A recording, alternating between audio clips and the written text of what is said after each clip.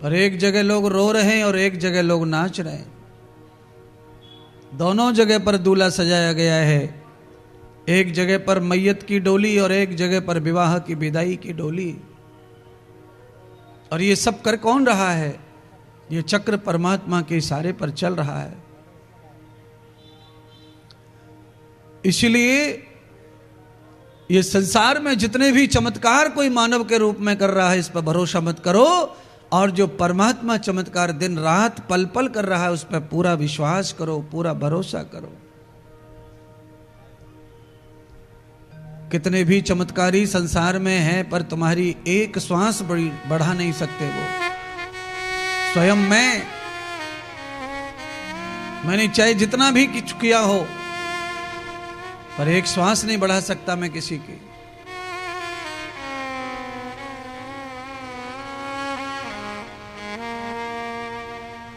यह काम केवल परमात्मा ही कर सकते हैं,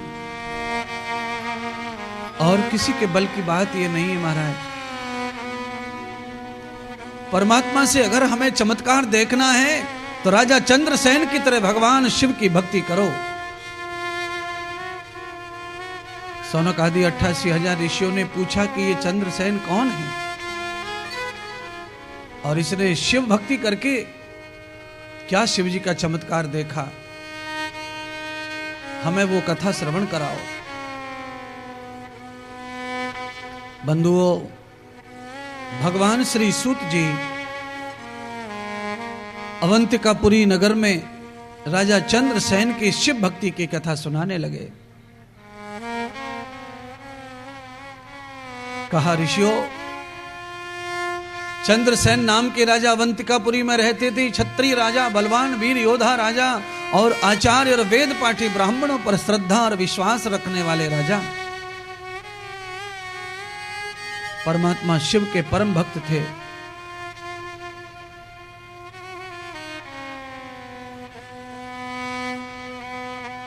श्रावण के महीने में भगवान की भक्ति, भगवान शिव का अनुष्ठान करने का क्या फल हो सकता है। राजा चंद्रसेन तो शिव भक्त थे, तो श्रावण का जैसे ही महीना आया, राजा चंद्रसेन ने 1 महीने का 51 कुंडीय जो यज्ञ चल रहा है तुम्हारे शिवालय में, राजा चंद्रसेन ने 1 महीने का रुद्र यज्ञ करना संकल्प ले लिया।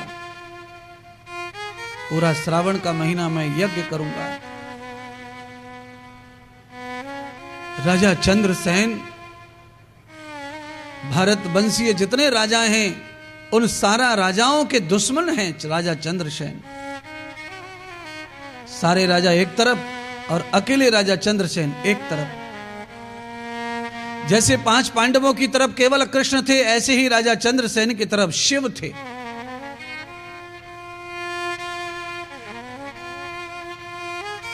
सारे राजाओं की ईर्ष्या चंद्रसेन से क्यों हो गई? क्या कारण? एक ही कारण है। राजा चंद्रसेन भगवान शिवजी से कृपा प्राप्त कर चुके थे। चंद्रसेन की भक्ति से प्रसन्न होकर भगवान शिवजी ने अपने गण मणिभद्र को सम्यंतक मणि प्रदान करके राजा चंद्रसेन के गले में अपने आशीर्वाद की वो सम्यंतक मणि डाल दी। और उस मणि की महिमा क्या है राजा ने नहीं जानी, तो भगवान शिव ने उस मणि की महिमा बताई। कहा, राजन, ये मणि जब तक तुम्हारे गले में है तब तक पूरी दुनिया में तुम कभी किसी से परास्त नहीं होंगे, तुम्हें कोई हरा नहीं पाएगा। राजा चंद्रसेन के विजयी होने का और दुनिया के किसी राजा से कभी हार नहीं होगी, इस बात से सारे राजा जो हैं चिढ़ गए। देश और विदेश के सभी राजाओं को यह लगा, चंद्रसेन अगर कभी नहीं हारा तो यह सारे विश्व पर विजय कर लेगा और सब विश्व इसका हो जाएगा। कोई आदमी शीघ्र ही आगे बढ़ने लगता है और बहुत जल्दी उसका जिसका विकास होता है ना, इतने उसके दुश्मन होते हैं, इतने उसके दुश्मन होते हैं कि बहुत कठिन है कि उसका विकास रह पाएगा। राजा चंद्रसेन ने कोई तंत्र मंत्र यंत्र ढोंग पाखंड ऐसा नहीं किया। राजा चंद्रसेन ने भोलेनाथ की नित्य भक्ति की, और एक बार नहीं, जन्म लिया है तब से ही वो श्रावण व्रत कर रहे थे, तब से ही वो शिवरात्रि व्रत कर रहे थे।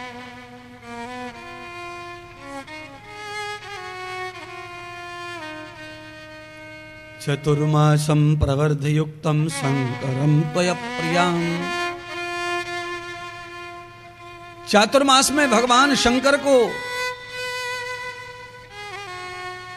अधिक पूजा जाता है, अधिक भजा जाता है।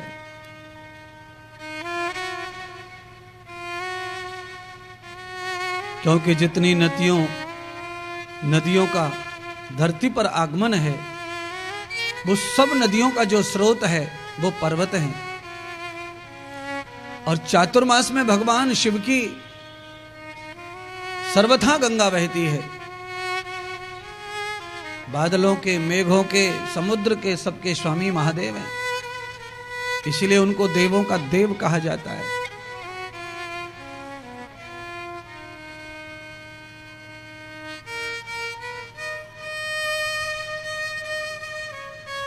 राजा चंद्रसेन यज्ञ में बैठे हैं और श्रावण का यज्ञ रुद्र यज्ञ चल रहा है। रुद्र यज्ञ में बैठकर आहुति डालने वाले के ऊपर शिव की क्या कृपा होती है, वो जब कथा सुनते सुनते आपको समझ में आएगी।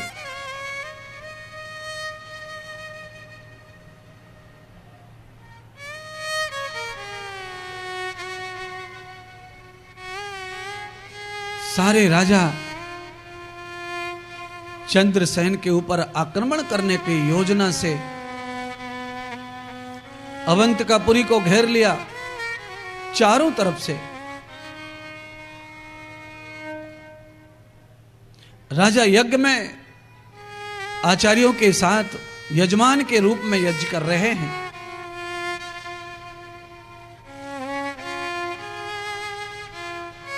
राजा से ईर्ष्या करने वाले समस्त राजा इकट्ठे हो गए और आक्रमण कर दिया अवंतिकापुरी पर।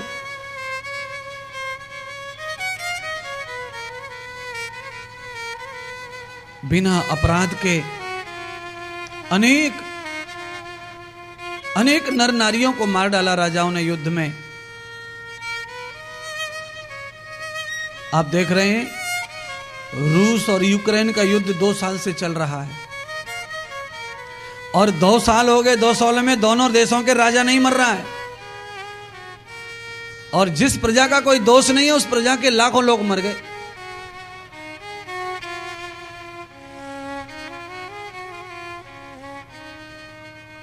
पर ये दोनों देशों के राजा आपस में स्वार्थी हो सकते हैं, पर चंद्रसेन राजा स्वार्थी नहीं थे। वह अपनी प्रजा को देवता का रूप मानते थे, और देने वाला देवता ही होता है। इसीलिए कभी भी जो वोट देने वाला, जो मतदाता है, वो देवता है, और जो चुनाव जीतने वाला है वो सेवक है। इसीलिए प्रत्येक नेता को चाहिए कि वो समाज की, जन जन की सेवा देवता के रूप में करे। इलेक्शन से पहले जिस तरह हाथ जोड़कर आप देवता मान करके घर घर जाते हो, वही हाथ जुड़े रहने चाहिए आपके जीतने के बाद सेवा में खड़े रहने के लिए। और हर जन से ये पूछते रहो अपने सभा में, अपने क्षेत्र में, कि कोई सेवा बताइए, कोई काम बताइए, कोई सेवा बताइए, कोई काम बताइए। अगर मैं कहता हूं ऐसे शास्त्र की बात कोई नेता मान लेता और ऐसा जीवन जी लेता है, तो उस नेता को बिना दारू के, बिना अंडे के, बिना बकरे के कोई भी दुनिया में किसी भी स्थिति में ऐसा नहीं है कि उसे कोई हरा के दिखा दे। वो बिना अंडे के, बिना बकरे के, बिना जुआ के, बिना पैसा बांटे जीतेगा। पर मतदाता को देवता का दर्जा देना चाहिए, मतदाता का सम्मान बार पूरे 5 साल करना चाहिए।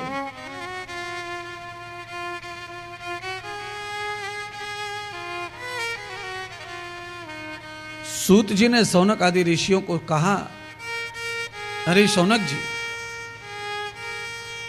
चंद्रसेन राजा को पता चला कि ऐसे ऐसे आक्रमण हो गया है मेरे नगर पर, और निरपराध नर नारी मेरी प्रजा मारी जा रही है। युद्ध में सारे राजा एक हो गए हैं और वो मेरी सम्यंतक मणि को छीनना चाहते हैं। तो राजा ने कहा महात्माओं से, आचार्यों से, हे ब्राह्मणों, मुझे आज्ञा दो और मुझे संदेह दो, संदेश उपदेश मैं क्या करूं। इस समय मुझे 1 महीने का अनुष्ठान यज्ञ जो है वो पूरा करना चाहिए कि यज्ञ छोड़कर मुझे प्रजा की रक्षा करनी चाहिए। मेरी समझ में कुछ नहीं आ रहा है। मैं कभी सोचता हूं कि मैं यज्ञ करूं, यजमान हूं, मैं कभी सोचता हूं कि मैं राजा भी हूं तो मैं प्रजा की रक्षा करूं।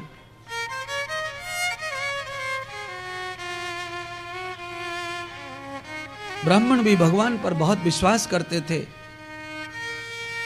ब्राह्मणों ने राजा को कहा, राजन वैसे आप अपनी जान बचा सकते हैं सम्यंतक मणि से, ये प्रजा की जान आप बचा नहीं सकते, क्योंकि सबके प्राण तो शिव के हाथ में है। परमात्मा शिव ने जिसकी टिकट काट दी वो चाहे जैसे मरे वो मरेगा। और आपको तो मरण इसलिए नहीं है क्योंकि आपके तो गले में उनकी कृपा पड़ी है, ये मणि पड़ी है। बहनों भाइयों, ये मणि क्या है? गले में पड़ी हुई मणि, राजा चंद्रसेन के जो मणि है वो क्या है? वो मणि कौन सी है? मैं आपको बताना चाहता हूं। उस मणि का नाम है गुरु मनका। गुरु के द्वारा डाला हुआ कंठा, गुरु के द्वारा डाला हुआ मनका, गुरु के द्वारा डाली हुई जो माला है वो सम्यंतक मणि है। अगर वो तुम्हारे गले में रात दिन रहती है तो तुम्हारा काल फिर कुछ नहीं बिगाड़ सकता, दुश्मन कुछ नहीं बिगाड़ सकता। इसलिए जिनका गला खाली है गुरु कंठी से, वो गुरु कंठी जरूर लो। भगवान शिव की, भगवान ब्रह्मा की, भगवान विष्णु की कृपा उस कंठी में होती है।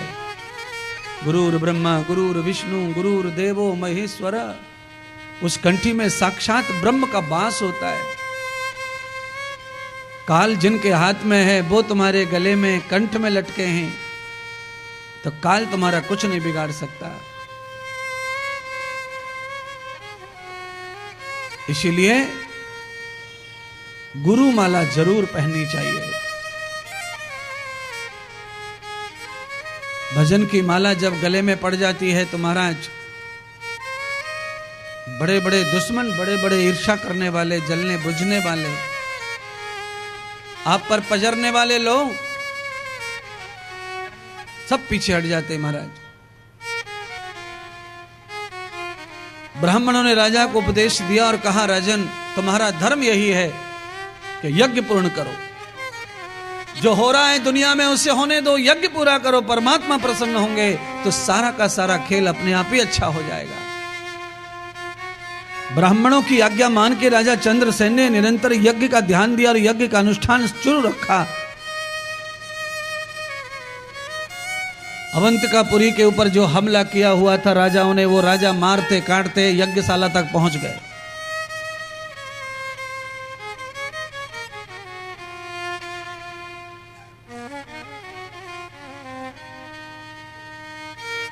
यज्ञशाला में राजा चंद्रसेन रुद्र यज्ञ कर रहे थे।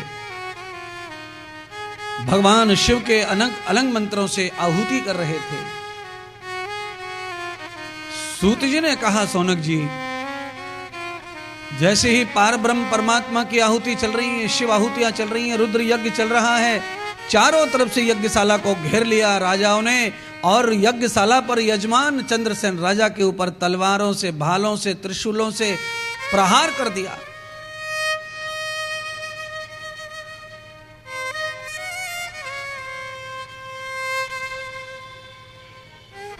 जैसे ही प्रहार किया, राजा आसन में बैठकर नित्य यज्ञ में ध्यान देकर यज्ञ को ध्यान से आहुत कर रहे थे।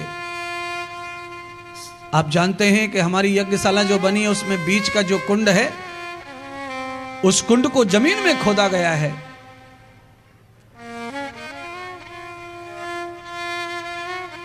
कम से कम कुंड की चौड़ाई लंबाई मुझे 6 फुट दिख रही है। एक समान खोद करके आकार देकर कुंड बनाया। राजा का कुंड भी ऐसा ही था, गड्ढे नुमा।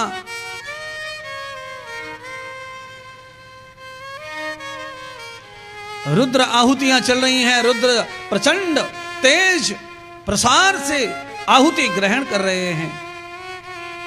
जैसे ही राजा के ऊपर चारों तरफ से त्रिशूल भाले तलवार का प्रहार हुआ, सूत जी ने राजा के साहस की कथा सुनाई सौनक जी को। कहा, राजन, ब्राह्मणों ने और यजमान दोनों ने मिलकर यह निश्चय कर लिया, चाहे प्राण चले जाएं पर यज्ञ बंद नहीं होगा। अचानक ऐसा चमत्कार परमात्मा शिव ने किया, उस अग्नि से भगवान एकदम ज्वार भाटा की तरह फट करके आकाश में फैल गए और सारे राजाओं को जला के भस्म कर दिया।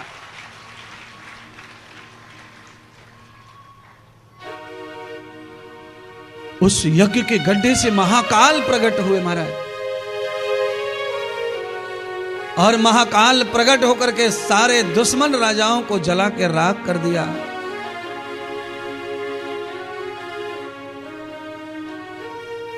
यजमान को गोद में उठा लिया महाकाल ने और कहा, राजा चंद्रसेन, मैं तुम्हारे यज्ञ से, श्रावण की भक्ति से, इस रुद्र यज्ञ से प्रसन्न हूं, वर मांग लो।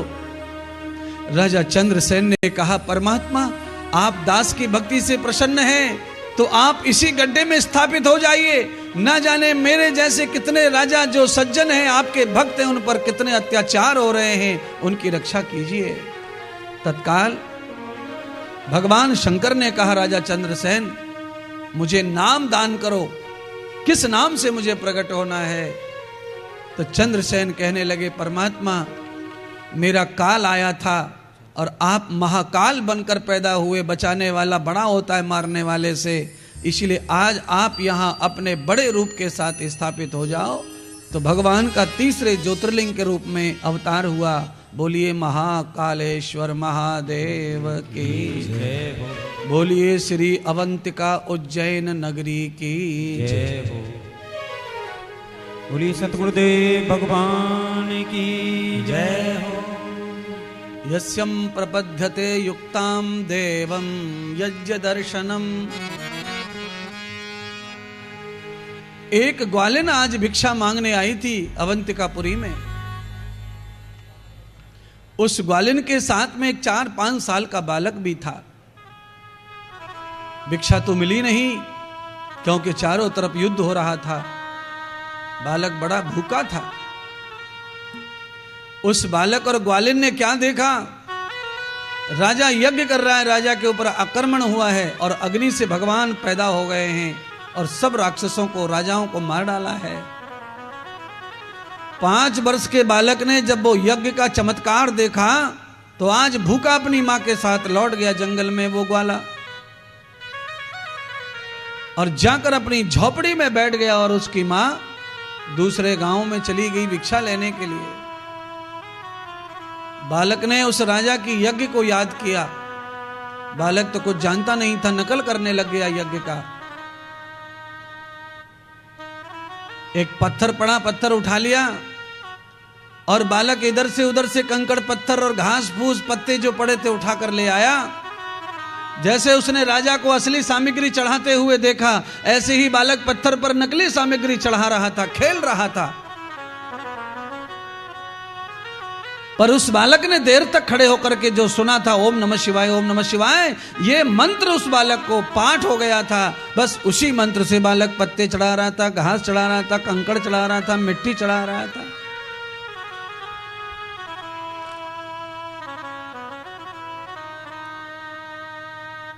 गैर होश होकर के पूजा करते करते बालक सो गया। मां लौट कर आई, जब तक सो चुका था बालक। भोजन रख दिया मां ने और थपथपाने लगी, उसे जगाने लगी।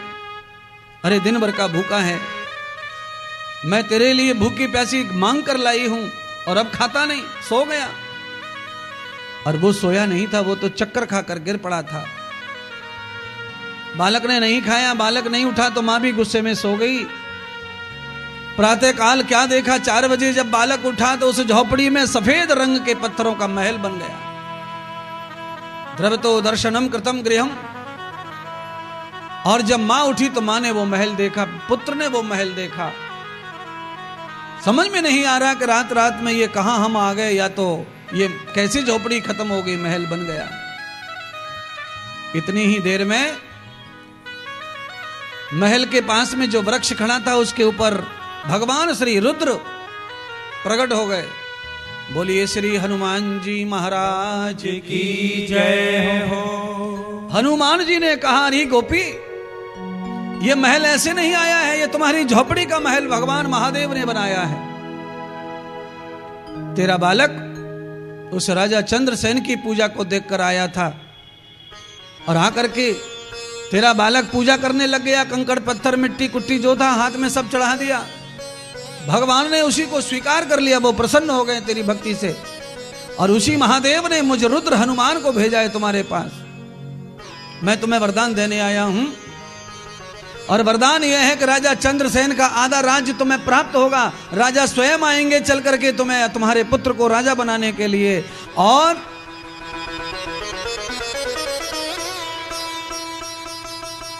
मैं रुद्र हनुमान तुम्हारे इस ग्वाल बालक की भक्ति से प्रसन्न होकर यह वर प्रदान करता हूं कि इस जन्म के बाद में यह पुत्र तुम्हारा 7 जन्म लेगा, 7 जन्मों में यह राजा ही बनेगा।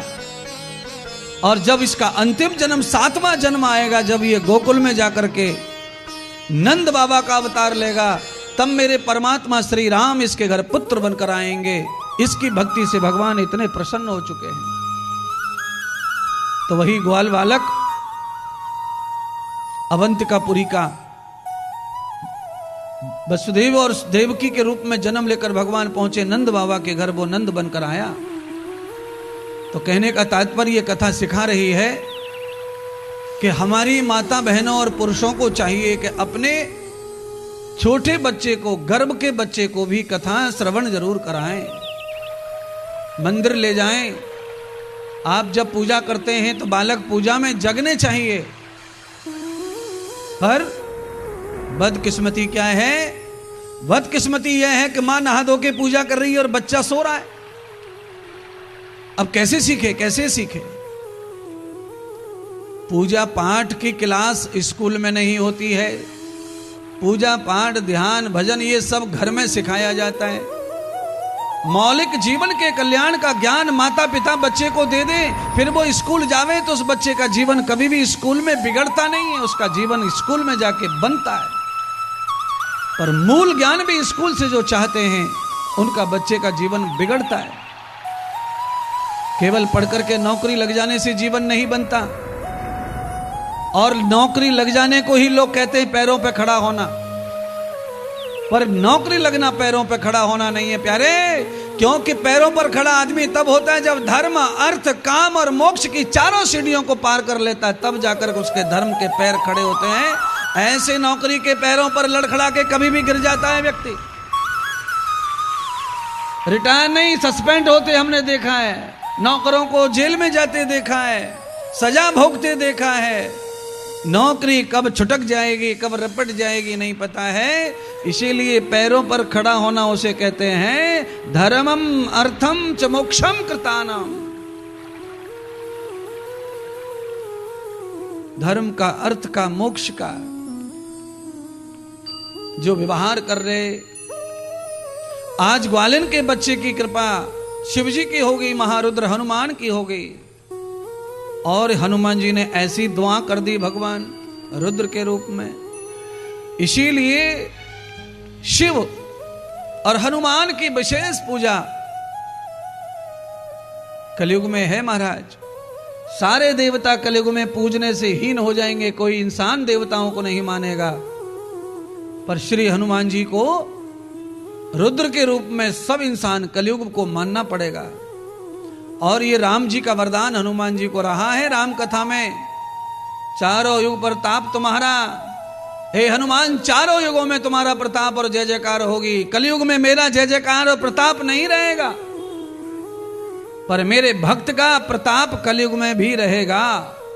इसीलिए हम सब कलयुग में जी रहे हैं, हम सबको भगवान का भक्त होकर ही रहना चाहिए, नहीं तो हमारा प्रताप कलयुग में नष्ट हो जाएगा, हमें कोई नहीं पूछेगा। इसलिए मुझे एक लाइन गानी है, आप मेरे साथ में गुनगुनाइए और मस्ती में आ जाइए जोर से। कि जान पर जो खेल गए श्री राम के लिए, हो जान पर जो खेल गए और श्री राम के लिए, तालियां बजाओ हनुमान के लिए, तालियां बजाओ हनुमान के लिए, तालियां बजाओ हनुमान के लिए, तालियां बजाओ हनुमान के लिए, तालियां बजाओ हनुमान के लिए। जान पर जो खेल गए श्री राम के लिए, जान पर जो खेल गए श्री राम के लिए, तालियां बजाओ हनुमान के लिए, तालियां बजाओ हनुमान के लिए, तालियां बजाओ हनुमान के लिए, तालियां बजाओ हनुमान के लिए।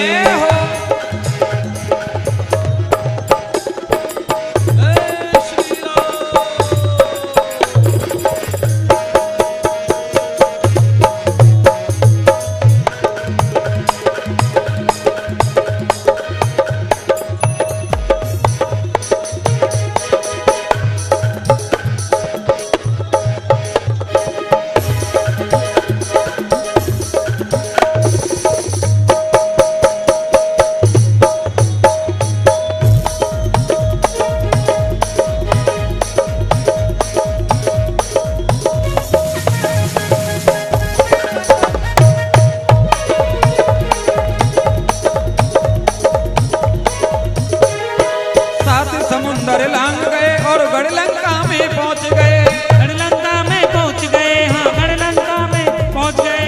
सात समुंदर लांग गए और गढ़लंका में पहुंच गए, गढ़लंका में पहुंच गए, हाँ गढ़लंका में पहुंच गए। हाँ सीता का पता लगाने खाना पीना भूल गए, खाना पीना भूल गए, हाँ खाना पीना भूल गए। माँ सीता का पता लगाने खाना पीना भूल गए,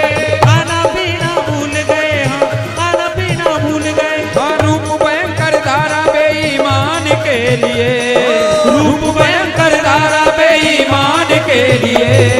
तालियां बजाओ हनुमान के लिए, ओ तालियां बजाओ हनुमान के लिए, हाँ तालियां बजाओ हनुमान के लिए, ओ तालियां बजाओ हनुमान के लिए।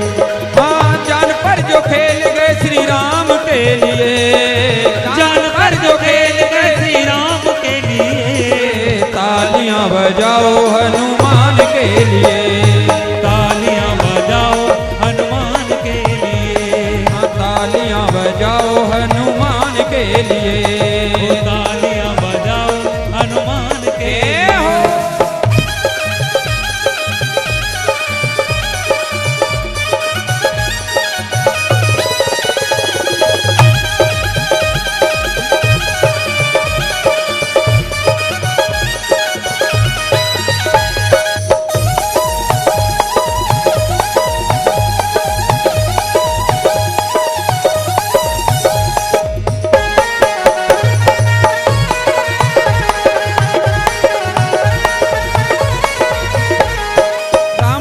की चादर ओढ़े राम नाम की माला है, राम नाम की माला है, राम नाम की माला है, हाँ राम नाम की चादर ओढ़े राम नाम की माला है, राम नाम की माला है, राम नाम की माला है।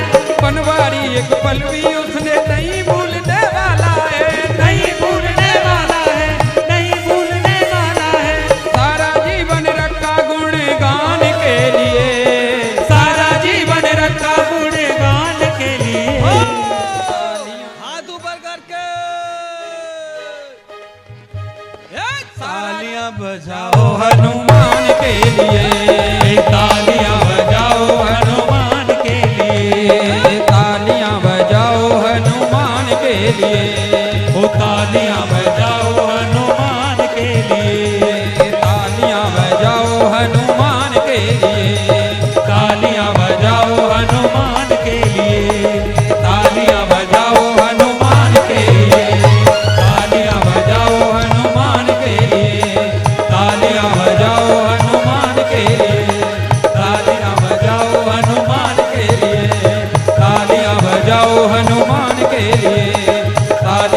बजाओ हनुमान के लिए, तालियां बजाओ हनुमान के लिए। हनुमान जी महाराज की जय हो। नमः पार्वती पतये हर हर महादेव। जय जय श्री राम।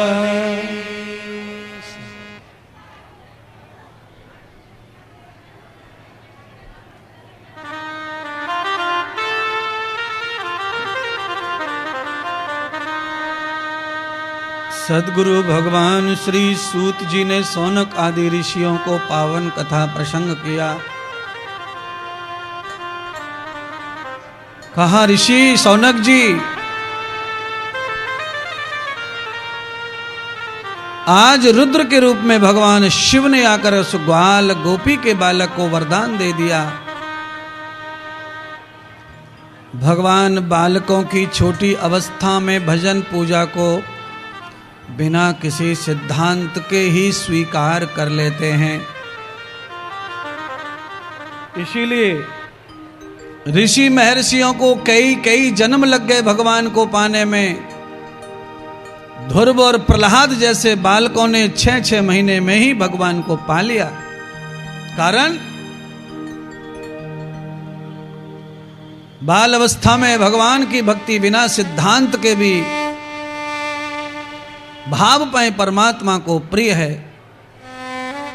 इसलिए सभी जनों अपने छोटे छोटे बालकों को पहले उनके जन्म के देने वाले परमात्मा से जोड़ो।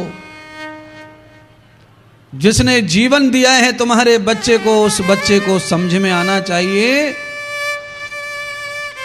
कि जो हमें कुछ देता है हम उसका धन्यवाद करते हैं। जिसने सब कुछ दिया है उसे तो हमें स्मरण करना है।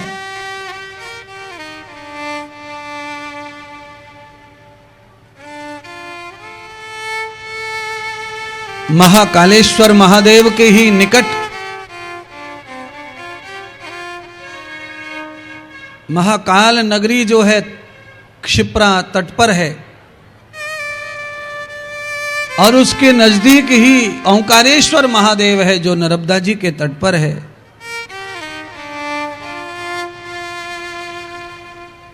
महाकाल का दर्शन तब ही सफल माना जाता है जब उसके साथ ओंकारेश्वर का भी दर्शन हो जाए।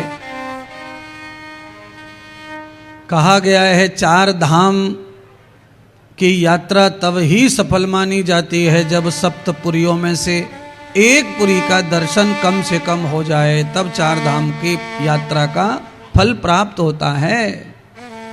अगर आप कोई भी बद्रीनाथ केदारनाथ चले गए हैं, 4 धाम कराए हैं और आप रामेश्वरम नहीं गए हैं तो बद्रीनाथ जी का भी फल प्राप्त नहीं माना गया है।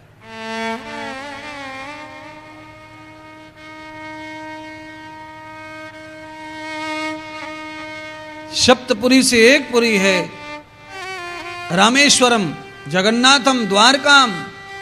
इनमें से किसी एक पुरी का भी दर्शन हो जाता है 4 धाम के साथ, तो आपको सफल धाम माने गए हैं।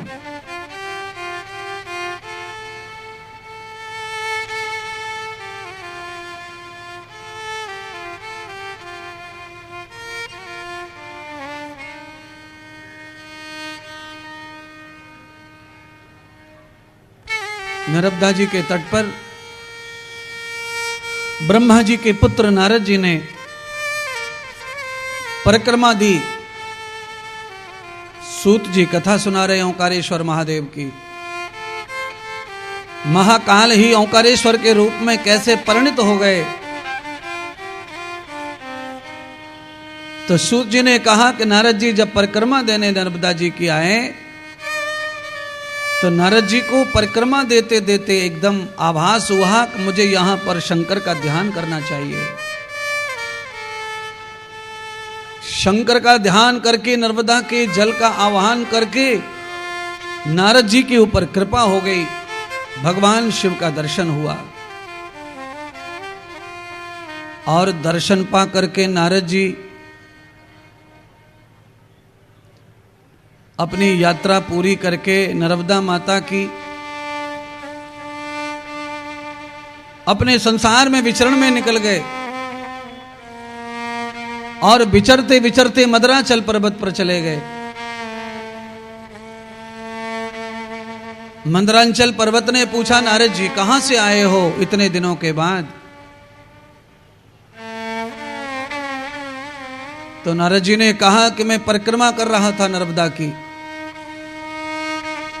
और मैंने वहीं रह करके साधना और तप किया है। मंदराचल पर्वत को अपने बड़े होने पर गुरूर था, तो गुरूर के घमंड के आवेग में नारद से कहा, नारद मेरे जैसे पर्वत इस दुनिया में मौजूद हैं, तो तुझे तपस्या करने के लिए नर्मदा जी पर जाने की क्या जरूरत थी? अरे भाई, मेरे जैसे बड़े पर्वतों के नीचे महात्मा सन्यासी तप जप करते हैं, लाखों, देखो लाइन लगी है, और तुम हो के वहां उस नर्मदा के पास में गए भजन ध्यान करने के लिए। क्या नर्मदा मुझसे बड़ी है? नारद जी समझ गए कि मदराचल को अभिमान हो गया है, तो नारद जी ने मदरांचल का अभिमान तोड़ने के लिए सुमेरु पर्वत का नाम लिया। कहा, मदराचल सुमेरु पर्वत तुम्हारे बगल में खड़ा है, पर तुमने अहंकार के कारण सुमेरु पर्वत को देखा ही नहीं। देखो तो सही, तुम्हारे बगल में ही तुमसे बड़ा बादलों से छूने वाला सुमेरु पर्वत है, जो तुमसे कई गुना बड़ा है, और तुम अपने अहंकार के कारण कभी देख ही नहीं पाए कि पड़ोस में कौन कितना बड़ा हो चुका है। क्यों? यही हमारे समाज का हाल है। कोई आदमी के पास थोड़ा बहुत साधन इकट्ठा हो जाए तो फिर उसे अड़ोस पड़ोस में कोई दिखाई नहीं देता, और नहीं दिखाई देता है, इस कारण कभी कभी हम छोटे रह जाते हैं और पड़ोस वाला बहुत बड़ा हो जाता है, और हम इसी अंधेरे में डूबे रहते हैं कि हमसे बड़ा कोई नहीं है, हमसे बड़ा कोई नहीं है, हमसे बड़ा कोई नहीं है।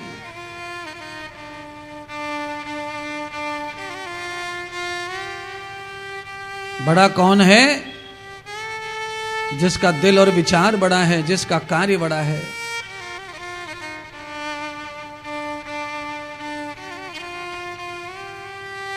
कांच के ढेर में अगर हीरे को डाल दिया जाए तो दिन भर हीरा कांच जैसा ही दिखता है। कांच के ढेर में से हीरा को पहचानना बड़ा कठिन है, पर जब सूर्य अस्त हो जाता है, जब रात आ जाती है, तो कांच के ढेर में हीरा दूर से दिखाई पड़ता है, क्योंकि असली हीरा जो होता है वो रात में चमकता है, दिन में कांच के जैसा दिखता है। तो अंधेरे को मिटाने का जिसमें गुण है वो इंसान समाज में ही सबसे बड़ा है, उससे बड़ा संसार में कोई नहीं है। इसकी पीड़ा, इसका दुख, इसकी जरूरत, इसकी इच्छा अगर कोई इंसान कर सकता है पूरा, तो वो ही हीरा है। बड़े बड़ाई ना करें, बड़े न बोलत बोल, और हीरा मुख से ना कहे है लाख टका मेरा मोल। कई लोग तो अपने बड़े होने का प्रूफ ही करते रहते जिंदगी भर, उनके पास कोई काम ही नहीं है इस बात के अलावा कि मैं ही बड़ा हूं। कई लोग तो ये बोलते हैं, भाई साहब अगर मैं उस दिन ना होता न जाने क्या हो जाता। अच्छा, क्या हो जाता भैया बता दे जरा तू। वो तो भला करो कि मैं टाइम पे आ गया वहां। अगर मैं टाइम पे ना पहुंचता ना, तो ये बचने वाला नहीं था। यह खून फैल रहा था, यह पिचकारी निकल रही थी खून की। वो तो भाई साहब मैं पहुंच गया, मैंने लगे धगे गाड़ी में डाला और ले गया भलाना ढिकाना। ऐसे जो बेवकूफ लोग दुनिया में खेल खेल रहे हैं, ये कर्म तो अच्छा किया, पर अपने कर्म को खुद ही अपने पैरों से कुचल रहे हैं, अपने मुंह से बकवास करके। और कभी कहता है बड़े बड़ाई ना करें, बड़े न बोले बोल। अरे भाई, तू आया, किसी को उठा के ले गया इमरजेंसी हॉस्पिटल में, तूने उसके प्राण बचाने का काम किया, पर तू नहीं था, वो तो उसका पुण्य था जो भगवान ने तुझे भेज दिया और ये सब लीला तुझसे करवा ली। तेरा कोई जन्म का कर्जा था वो चुक गया।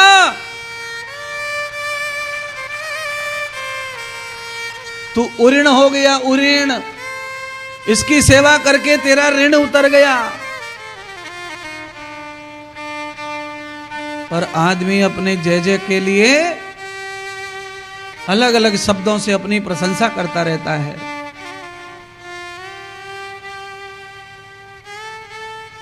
कई लोगों को तो ऐसी भूल दिमाग में घर कर गई है।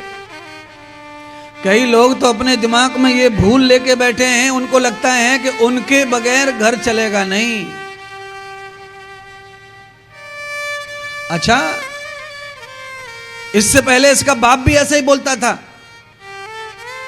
अरे महात्मा जी क्या करें, हम कथा में आना चाहते हैं पर क्या करें महाराज, हम अकेले ही हैं, घर में कोई है नहीं देखने वाला महाराज, और ये काम वो काम वो काम वो काम।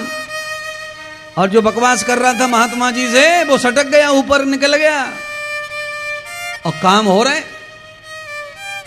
वही बात बेटे ने देखा, बाप चला गया, बेटा फिर भी वही कह रहा है तू भी चला जाएगा, काम नहीं रुकेंगे। पर क्यों? दरबार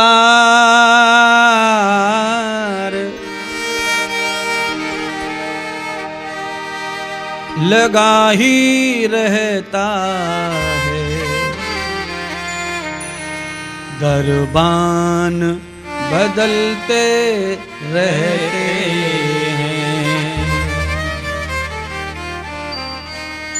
इतने प्रधानमंत्री आए और मर गए, चले गए, समाधि बन गई, पर गद्दी प्रधानमंत्री की अभी तक खाली हुई नहीं है। तो पांडाल में बैठने वाले, टीवी पे सुनने वाले, कान खोल के सुन लो, तुम्हारा है, तुम हो या तुम नहीं हो, इस दुनिया को कोई फर्क पड़ता नहीं है। नहीं है। क्यों? क्यों नहीं फर्क पड़ता है? तुम तो कुछ हो ही नहीं, पर तो फर्क कहां से पड़ेगा? जिनके होने का फर्क था वो नहीं है तो भी कोई फर्क नहीं है। कि राम कहां है और भरत कहां है, धर्मराज घनश्याम कहां है कोई इनका पता बताए, है कोई इनका पता बताए, ये सारे भूमंडल में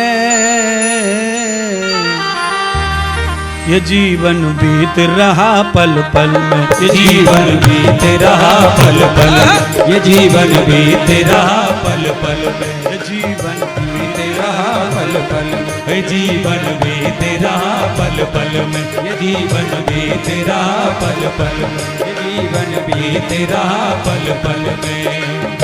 किसे पता है कौन जगह है, किसे पता है कौन जगह है, आने वाली कल में ये जीवन बीत रहा पल पल में, ये जीवन बीत रहा पल पल, जीवन बीत रहा पल पल, जीवन बीत रहा पल पल में।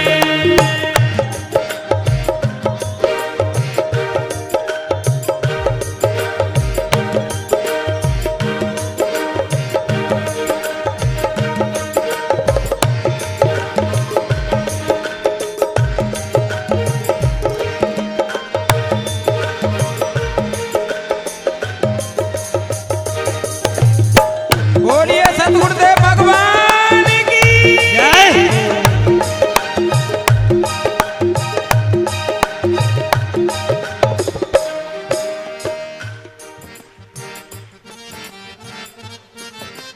देखो आज 5वां दिन है, पर मैंने अब आज हिला लिया तुमको। कई लोग हिलना नहीं चाह रहे थे, मन में लेके बैठे थे कोई विरोध, पर आज हिल गए, पिघल गए। आज मान लिया कि महात्मा तो है, वही कुछ भी कहो।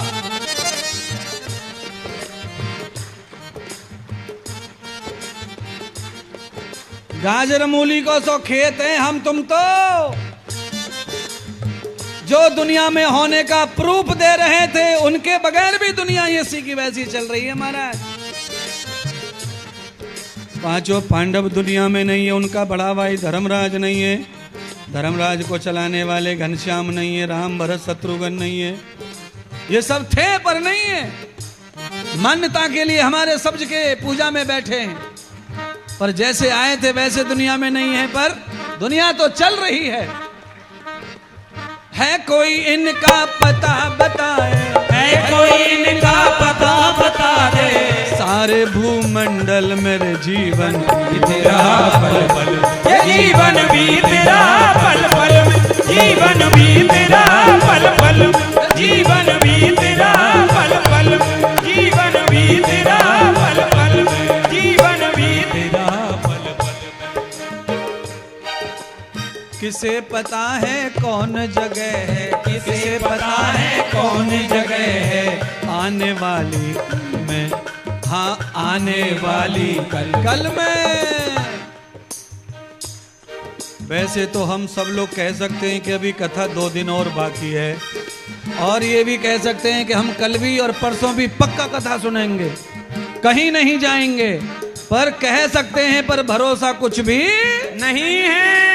किसे पता है कौन जगह है, किसे पता है कौन जगह है, आने वाली कल में, अरे आने वाली कल में, जीवन बीत रहा पल पल में, ये जीवन बीत रहा पल पल में, जीवन बीत रहा पल पल में, जीवन बीत रहा पल पल में, जीवन बीत रहा पल पल में, जीवन बीत रहा पल पल में, जीवन बीत रहा पल पल में, जीवन बीत रहा पल पल में। हाँ मृत्यु की हलचल में, हाँ मृत्यु की हलचल में, मृत्यु की हलचल में, यारे मृत्यु की हलचल में, जीवन बीत रहा पल पल में, हो जीवन बीत रहा पल पल, ये जीवन बीत रहा पल पल में, जीवन बीत रहा पल पल में, जीवन बीत रहा पल पल में,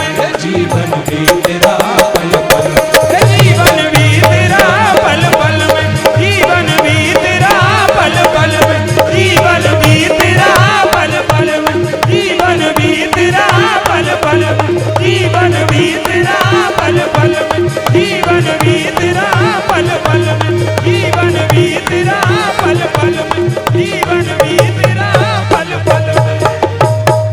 सच्चे दरबार की जय हो। नमः पार्वती पते हर हर महादेव। महाकालेश्वर महादेव की जय हो। आदतिष्ठं त्वया वक्तं मेघदूतम् अवर्णः। 5 दिन हो गए, 4 दिन महात्मा को खड़ा हो जाओ कहना पड़ रहा था, अब बैठ जाओ कहना पड़ रहा है। यही हाल है महाराज। गुब्बारे में जब हवा भर जाती है और गुब्बारे को बंद कर दिया जाता है तो भव सागर में फिर वो डूबता नहीं है। बस काम हो गया तुम्हारा 5वें दिन बिहारी हो। अब डूबने वाला कार्यक्रम तुम्हारा समाप्त हो रहा है। मछली, अंडा, गुटखा, तंबाकू, दारू छोड़ो बस। आधा काम महात्मा ने कर दिया, आधा अब तुम कर लो महाराज। और भी कहोगे तो हम 70% तक ले चलेंगे 2 दिन में। बचा कुचा तुम संभाल लेना। एक तो आपस में प्यार करो और एक आपस में बुराई को छोड़ो। अंडे को, मछली को, बकरे को, तंबाकू को, दारू को मुंह से मत लगाओ। मन में मत रखो, दिल में मत रखो। देखना तुम्हारा जीवन कितना सुंदर और सुशोभित हो जाता है। फर्क चाहिए जिंदगी में, संस्कृति में, जीवन में। अगर हम सनातनी हैं, अगर हम हिंदू हैं, तो अंडा नहीं चलता हिंदू को, मांस नहीं चलता, दारू धक्कड़ नहीं चलता।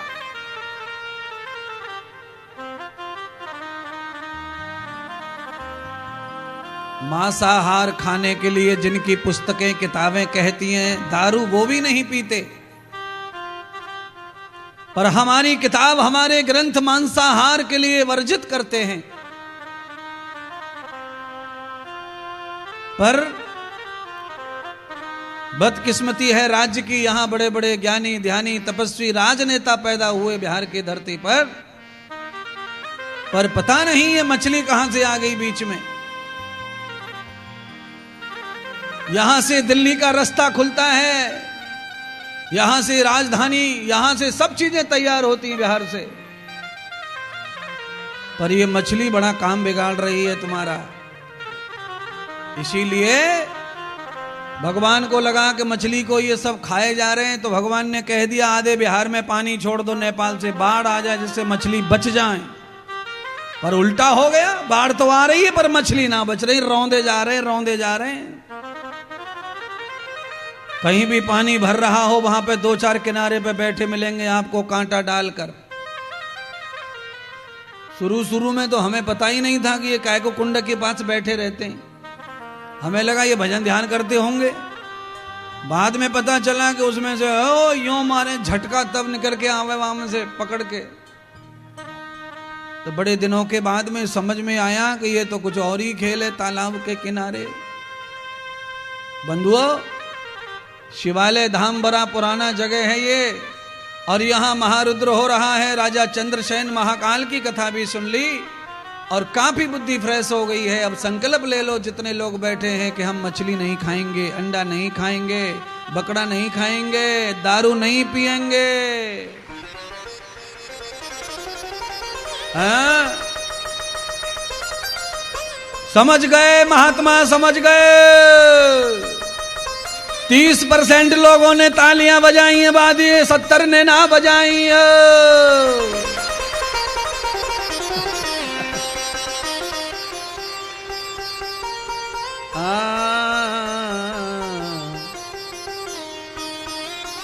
अरे पीछे वाले बच्चों, खड़े खड़े ताली तो बजा दो, नहीं छोड़ना है, मत छोड़ना, खाते रहना, पर कम से कम यहां तो बजा दो। महाराज छोड़ दिया, कुछ नहीं हाथ में।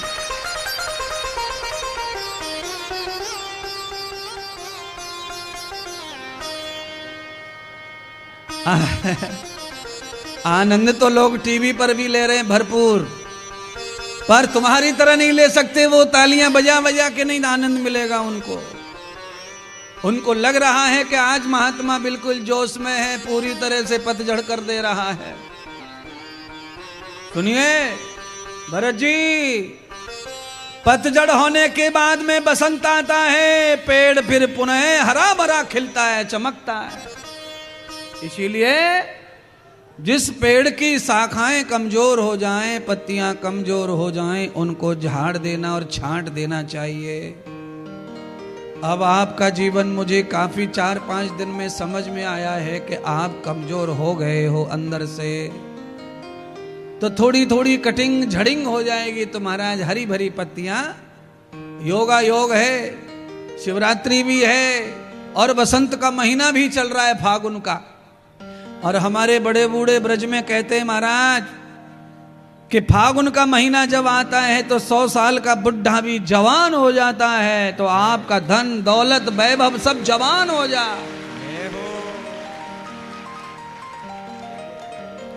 छठ मैया के पूजन में सब बिहार के लोग अपने बिहार में वापस आ जाते हैं लगभग, और एक होली पे वापस आ जाते हैं सब लोग। ये 2 त्योहार बड़े जोरदार हैं महाराज।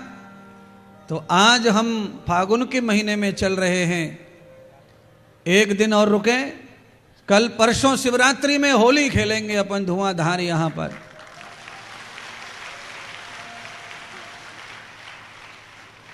पर होली का मतलब यह है कि जो पहले होली वो होली, अब जो होगी वो होली। अर्थात पहले जो कुछ भी मन मिटाव हो गया, लड़ाई झगड़ा हो गया, उसे भूल के शिवरात्रि मनाएंगे हम लोग, तब ये कथा सफल होगी और तब ये महात्मा बार बार आएंगे और कथा गाने का मन बनाएंगे महाराज। आदृश्यम द्रवते पर्वतौ शिखानां। भगवान सूत जी ने कहा, सौनक ऋषि, ये जो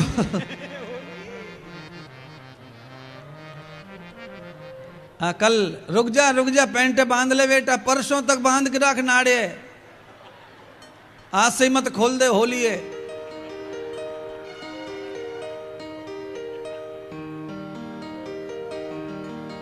मेरू पर्वत बगल में था, मदराचल पर्वत को नारद ने नेत्र खोल दिए। अर्थात आज की कथा का मर्म क्या है, क्या संदेश है?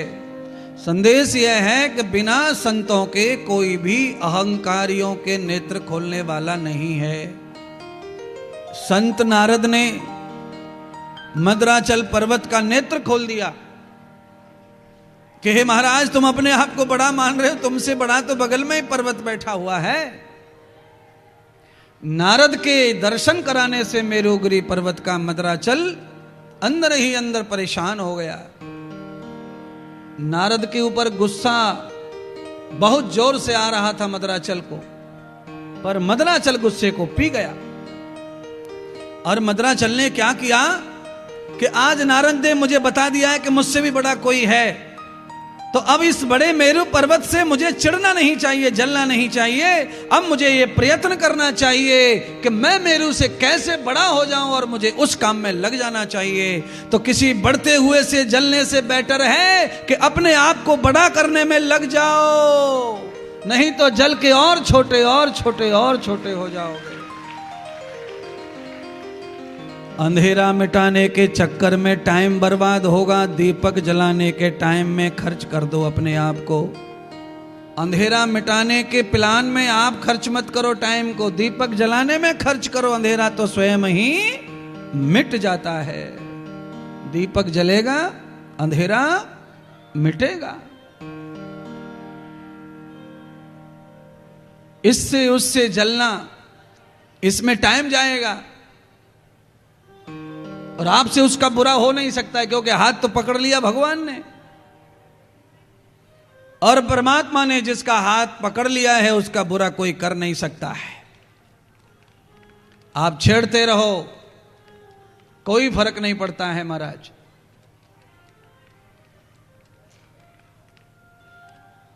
वैज्ञानिक लोग कहते हैं मधुमक्खी केवल आपकी गर्दन के और सिर के और माथे के गालों पे नट खाए और आपकी पूरी बॉडी को छाती से नीचे, हार्ट के नीचे पूरी बॉडी पे लाखों मक्खियां चिपक जाएं और खा जाएं, आपको डंक मार दें, आपको मरण नहीं आएगा। केवल आपका इतना स्थान बचना चाहिए महाराज।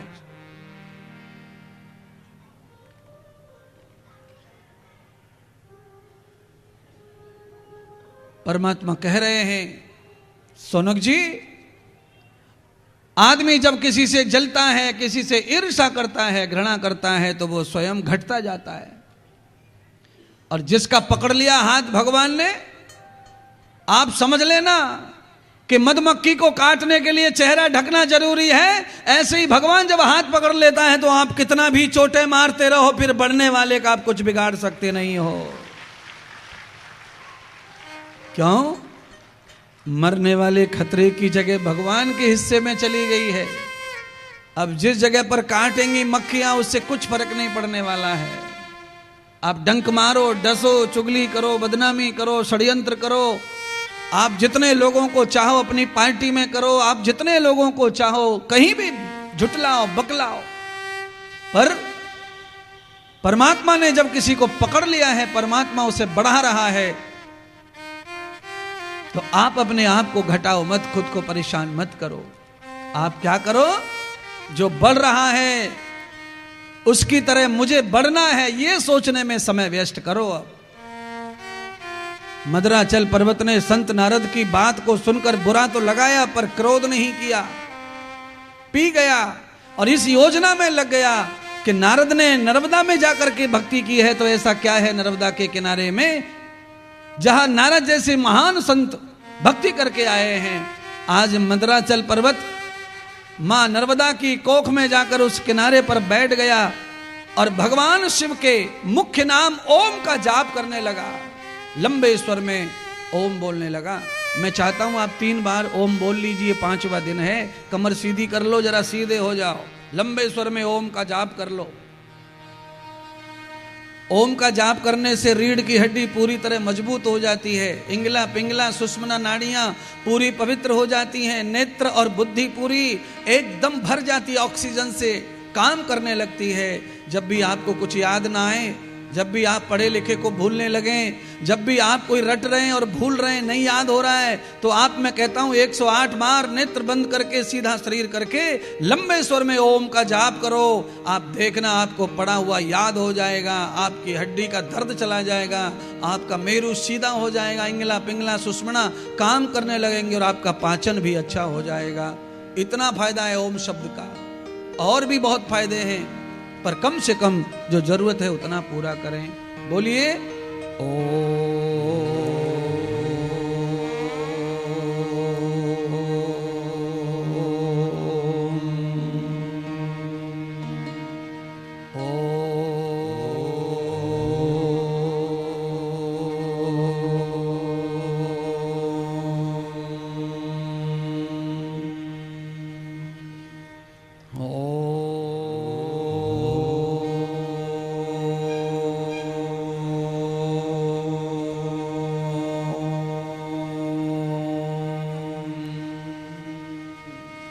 केवल यही नाम परमात्मा का मुख्य अनादि है।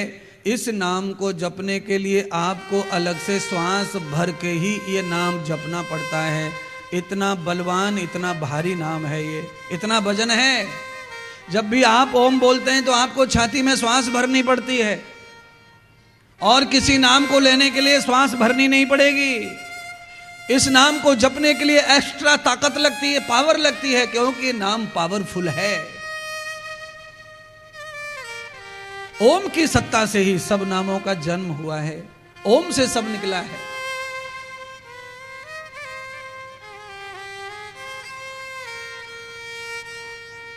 सब ओम में समाया हुआ है।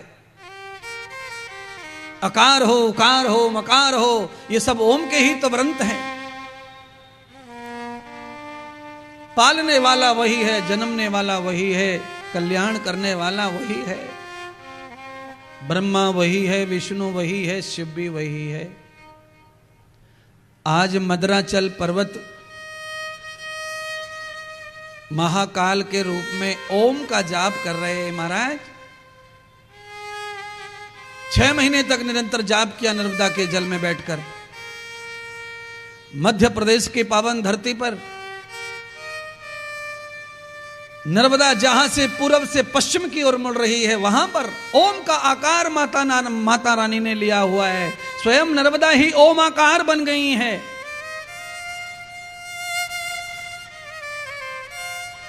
मद्राचल के प्रसन्न होकर भगवान शिव महाकाल प्रकट हो गए।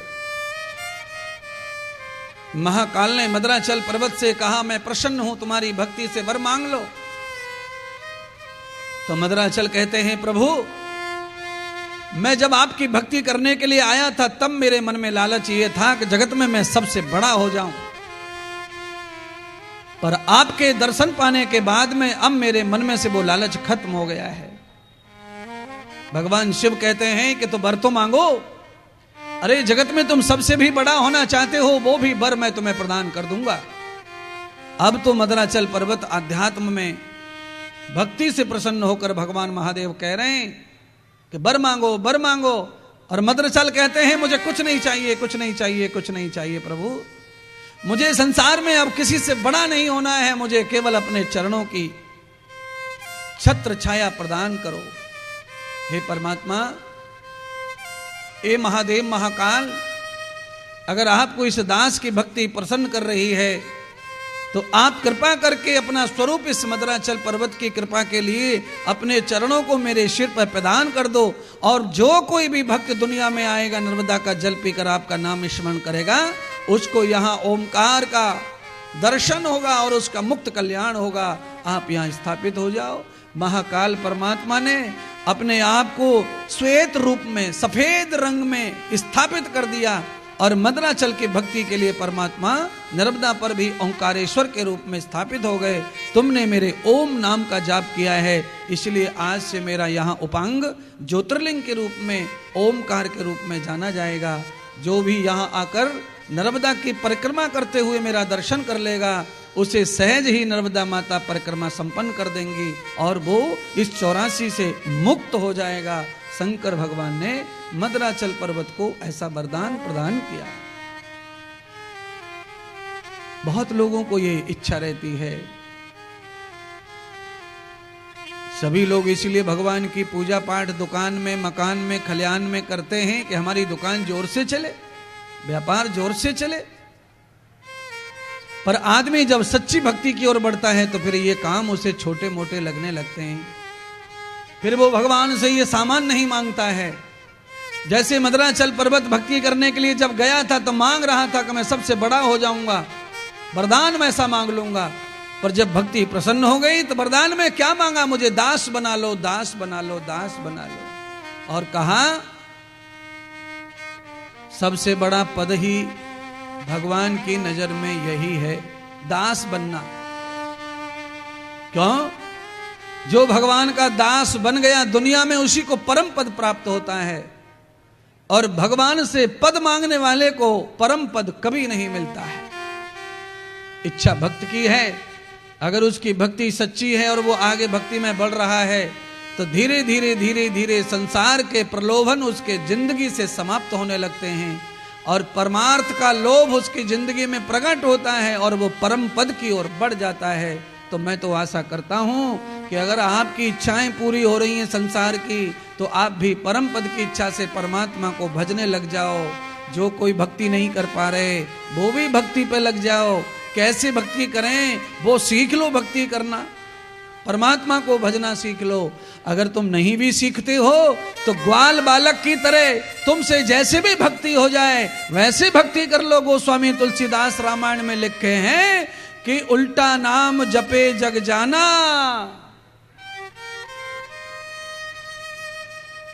वाल्मीकि भय ब्रह्म समाना समाना। उल्टा पुल्टा भी नाम भगवान का लोगे पर भाव सच्चा है, उसका फल आपको ऐसा मिलेगा कि आप भी शुद्ध ब्रह्म स्वरूप हो जाओगे, आप भी दिव्य स्वरूप हो जाओगे। महाराज करते करते सब हो सकता है। आपके लिए कोई चीज ऐसी नहीं है जो असंभव हो। मोबाइल मनुष्य ने बना दिया, हवाई जहाज मनुष्य ने बना दिया, 1.5 मिनट में अमेरिका तक पहुंचने वाला बम मनुष्य ने बना दिया। तो ये सारे चमत्कार मनुष्य कर रहा है जो भगवान करता है। आप में ही भगवान विराजमान है प्यारे बंधुओं। पर प्रॉब्लम कहां है? प्रॉब्लम यह है कि हमारे अंदर जो बैठा हुआ है ब्रह्म परमात्मा शिव वो दिख नहीं रहा, इसलिए मंदिर बनाने पड़ रहे हैं। हमारे अंदर जो विराजमान है वो दिख नहीं रहा है, इसीलिए मंदिर बनाना पड़ रहा है। आदमी जब आईने में तस्वीर को देखता है तो अपना स्वरूप नजर आने लगता है। अर्थात जब वो मंदिर में जाता है, जब वो मस्जिद में जाता है, गुरुद्वारे गिरजाघर में जाता है तो उसे भगवान नजर आने लगता है, क्योंकि मंदिर दर्पण की तरह है, वो कुछ दिखाता है, वो कुछ कहता है।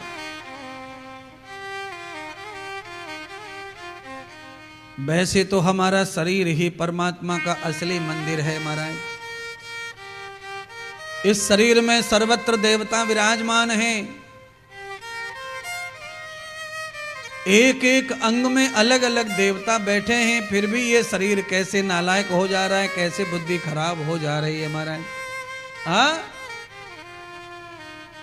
सबकी जीवा पे लोग कहते हैं सरस्वती विराजमान है, सबके हाथ में कहते हैं लोग यहाँ गोविंद विराजमान है, सबकी उंगलियों में लक्ष्मी विराजमान है, सबके यहाँ हृदय में छाती में जहाँ बोलते हैं वहाँ शिव विराजमान है, सबकी नाभि में पेट में विष्णु विराजमान है, आपकी रीढ़ की हड्डी पीछे कमर पे गणेश जी विराजमान है, आपके नेत्रों में सूर्य विराजमान है, आपके कान में आकाश विराजमान है, आपकी नाक में पृथ्वी विराजमान है, आपकी जीवा के अग्रभाग पर समुद्र विराजमान है, आपकी चमड़ी में वायु देवता विराजमान है। और कितने देवताओं को घुसेड़ेंगे अपने शरीर में बताओ। सब कुछ विराजमान है। इतने देवता भरे पड़े हैं, फिर भी मछली के लिए जगह कहां बच गई, गुटखा के लिए जगह कहां बच गई, बीड़ी के लिए जगह कहां बच गई, जुआ के लिए जगह कहां बच गई, सट्टे के लिए जगह कहां बच गई रो।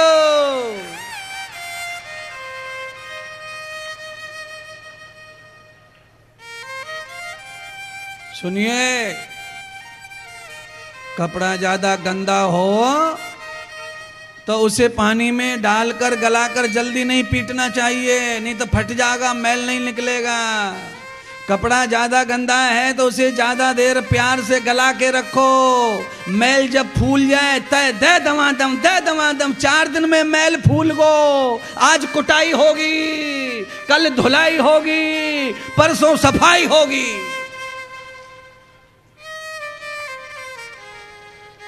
हाँ महाराज, लग तो ऐसा ही रहा है महाराज आज पूरे मूड में है, आज तो कुटाई करके ही। महाराज भी बहुत अनुभव लेके बैठा हुआ है, सब जानता है महाराज। पहले दिन धीरे धीरे,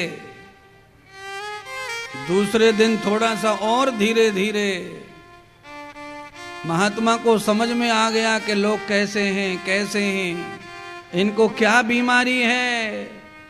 चेक करते करते करते करते महात्मा 4 दिन में समझ गया कि इनको ये बीमारी है, इनको इस दवा की जरूरत है। 4 दिन लगे महाराज मुझे भी समझने में, पहचानने में। अब हमारे पास में दिन बचे हैं 2।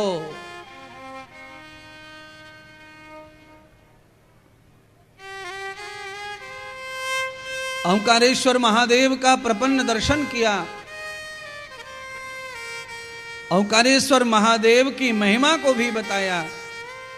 भगवान श्री सूत जी सौनक जी को एक एक कथा श्रवण महादेव की करा रहे हैं। अधम ब्रह्म और पर्वतम, ब्रह्मगिरी पर्वत की एक महान कथा सूत जी ने सौनक आदि ऋषियों को सुनाई। अद्भुत कथा है प्यारे। रजोगुण, तमोगुण, सतोगुण, इन 3 गुणों की शक्ति पर विजय प्राप्त अगर आपको करनी हो तो इस कथा को अवश्य श्रवण करें, ध्यान से, प्रेम से। 1 मिनट भगवान शंकर का कीर्तन कर लीजिए, फिर हम ये कथा शुरू करेंगे जो 3 गुणों को आपको विजय करवाती है, आप में ये शक्ति प्रदान करती है। त्र्यंबकेश्वराय भोले त्र्यंबकेश्वराय, हर हर भोले नमः, हर हर भोले नमः शिवाय, हर हर भोले नमः शिवाय, हर हर भोले नमः शिवाय। नमः शिवाय, नमः शिवाय, नमः शिवाय, नमः शिवाय। हर हर भोले नमः शिवाय, हर हर भोले नमः शिवाय।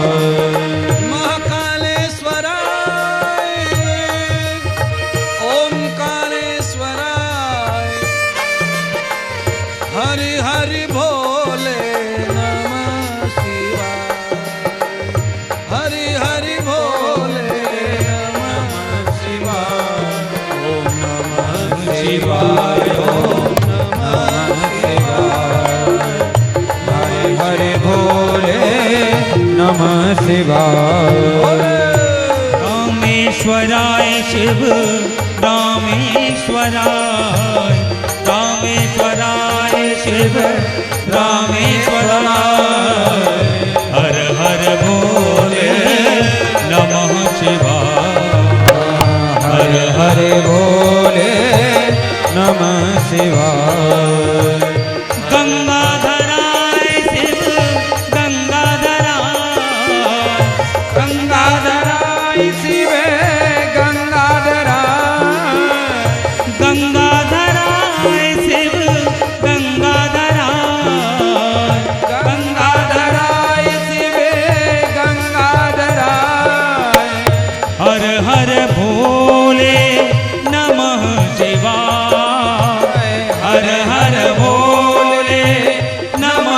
शिवाय, नमः शिवाय, ओम नमः शिवाय, हर हर भोले नमः शिवाय, हर हर भोले नमः शिवाय, हर हर भोले नमः शिवाय, हर हर भोले नमः शिवाय, हर हर भोले नमः शिवाय, हर हर भोले नमः शिवाय, हर हर भोले नमः शिवाय।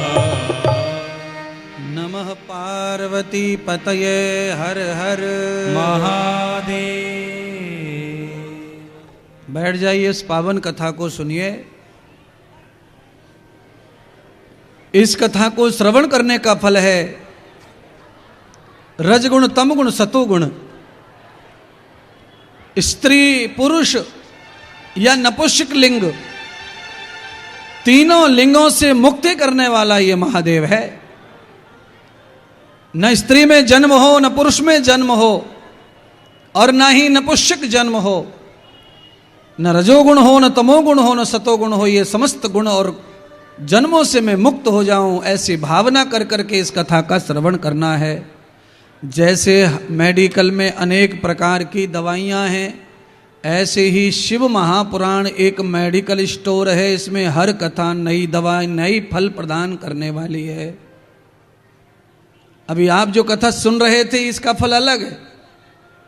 महाकाल की कथा का फल अलग है, और अब जो कथा आप सुनेंगे इसका फल अलग है। आप त्रिविध लोक त्रिविध काल से मुक्त होना चाहते हैं तो त्र्यंबकेश्वर महादेव की कथा का श्रवण करो। क्या है इस कथा में आनंद है? कहते हैं दक्षिण भारत की पावन धरती महाराष्ट्र में विराजमान त्र्यंबकेश्वर, नासिक जिला, जो मेरी स्वयं की कर्म भूमि है, जहां से मेरा जीवन पूरे विश्व में प्रचारित हुआ है, ऐसे संतों की भूमि, भक्तों की भूमि महाराष्ट्र, जहां पर हमारे बिहार के न जाने कितने लाखों लोगों को जीवन मिल रहा है, ऐसा महाराष्ट्र, वहां पर ये भगवान त्र्यंबकेश्वर विराजमान है महाराज। सदगुरु सूत जी कहते हैं, सौनक आदि ऋषियों, ब्रह्मगिरी पर्वत पर एक बार बहुत लंबे समय तक अकाल पड़ गया। उस अकाल के चलते ब्रह्मगिरी पर्वत पर रहने वाले संपूर्ण ब्राह्मण गांव छोड़ करके पानी वाली स्थान पर चले गए। ब्राह्मणों में श्रेष्ठ गौतम ऋषि अपनी पत्नी के साथ में अकाल में भी ब्रह्मगिरी पर्वत पर ही रहे।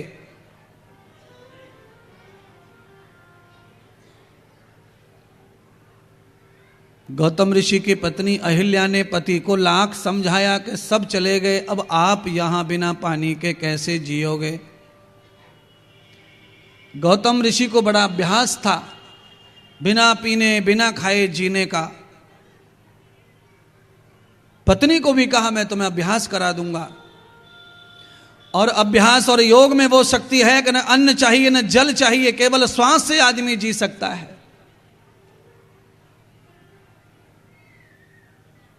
एक स्थान पर बैठकर केवल ध्यान परमात्मा करना है तो जल भोजन ज्यादा नहीं चाहिए शरीर को। इसलिए जब भी कहीं ध्यान भजन हवन करने का नियम होता है, वहां पर कोई भी पानी भर के गिलास नहीं पीता है, 3 चम्मच पीता है। और ये 3 चम्मच का जो आचमन है, इस आचमन से आपको ये सीख मिलती है कि आप जब भगवान की ओर बढ़ते हो तो आपका भोग अपने आप ही खत्म होता चला जाता है और संयोग बनता चला जाता है। ओम अमृतः उपवस्त्रमसि अमृताः पस्त्रमसि सत्यम।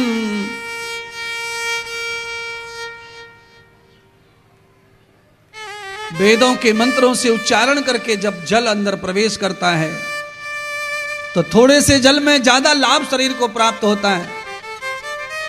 और जानवरों की तरह घड़ा घड़ पानी पीते चले जाओ तो ज्यादा पानी पी के भी शरीर की पूर्ति नहीं होती है महाराज। ज्यादा जल्दी जल्दी पानी पीने से बाथरूम जल्दी आएगा, प्यास बुझने वाली नहीं है। इसीलिए पानी पीने का ज्ञान भी मनुष्य को गुरु से ही लेना पड़ेगा। माता पिता से ले लो, अगर वो अच्छा पीते खाते हो तो उनसे भी मिल जाएगा। अब वो माता पिता ही पहले से जानवर की तरह पानी को घटाघट करते हैं तो बच्चों को क्या सिखाएंगे अलग से बाहर। इसीलिए पानी पीने का ज्ञान का है महात्मा, आप तुम ही बताओ।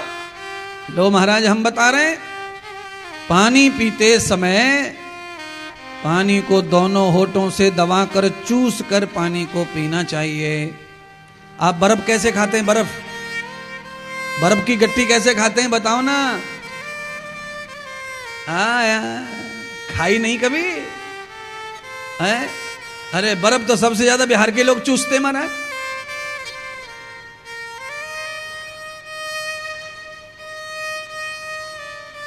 बर्फ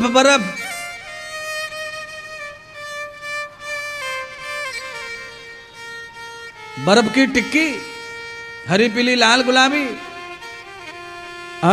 बर्फ का गोला कह लो, आइसक्रीम कह लो, आदमी कैसे खाता है? उसको चाटता है, चूसता है और उसमें से थोड़ा सा टुकड़ा तोड़ता है। पहले चाटेगा, फिर चूसेगा, फिर काटेगा। पानी के साथ में यही धर्म करो, क्योंकि बर्फ में पानी के अलावा कुछ नहीं होता है। पानी ही मात्रा में होता है ज्यादा, 80%, 20% में वो होता है सब मिलावट, जो दूध पानी खोआ फकड़ा जो मिलाया सो मिलाया, पर पानी की मात्रा ही उसमें ज्यादा है। इसलिए पानी को बर्फ की तरह करेंगे तो आप लिख लो मुझसे, 1 महीना कर लो। पानी कम से कम पेट में जाने के बाद भी पूरे शरीर को पानी ही पानी प्राप्त हो जाएगा। आप जब 4 इंची का पाइप खेत में छोड़ते हैं पानी भरने के लिए गेहूं में, तो पानी प्रेशर से जाता है। खेत का खाली भाग जिधर होता है, नीचा भाग उधर होता है, पानी इस से उधर ही भाग कर निकल जाता है दूसरी तरफ। और खेत का जो ऊंचा भाग है वो सूखे का सूखा रह जाता है। और पानी कम मात्रा में, पानी का अगर फुहारा आप अपने खेत में घुमाएं फुहारा, तो आपको 1.25 इंची पाइप में फुहारा लग जाता है, फुब्बारा लग जाता है, और सूखे नीचे सब पे एक बराबर पानी चला जाता है। पानी की बचत होती है और फसल सुंदर होती है। ऐसे ही पानी को चाट के, चूस के, चख के पियोगे तो पानी खर्च कम होगा और लाभ ज्यादा होगा। तुम क्या कर रहे हो? तुम ये कर रहे हो कि आलू की सब्जी टमाटर डाल के 15-20 पूड़ियां खींच के 5-7 गिलास पानी पे तड़ा तड़ धड़ा धड़, और खाने के बाद में खाने से उठते नहीं है, सीधे बाथरूम की तरफ दिखते जाते हुए। क्या काय को जा रहे हैं भाई?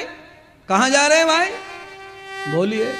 इतना पानी पिएंगे खाने के ऊपर से तो खाना कहां रुकेगा? रुकने की जगह तो बताओ। पानी के साथ में तो पत्थर बह जाता है, लकड़ी बह जाती है, पेड़ बह जाता है, 80 किलो का आदमी बह जाता है, तो ये खाना कहां रह जाएगा?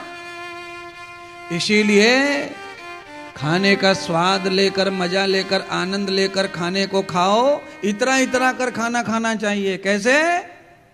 इतरा इतरा के। अब कहेंगे महाराज कैसे इतराएं? सुनो, 125 साल की पुरानी टॉफी, 125 साल से भी ज्यादा हो गए होंगे टॉफी को।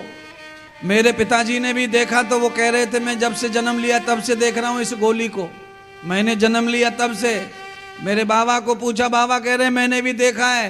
यानी कि मैंने अंदाज से बोल दिया 125 साल से पुरानी गोली है, लेम चूस की, संतरे की गोली। आप जानते कि नहीं संतरे की गोली?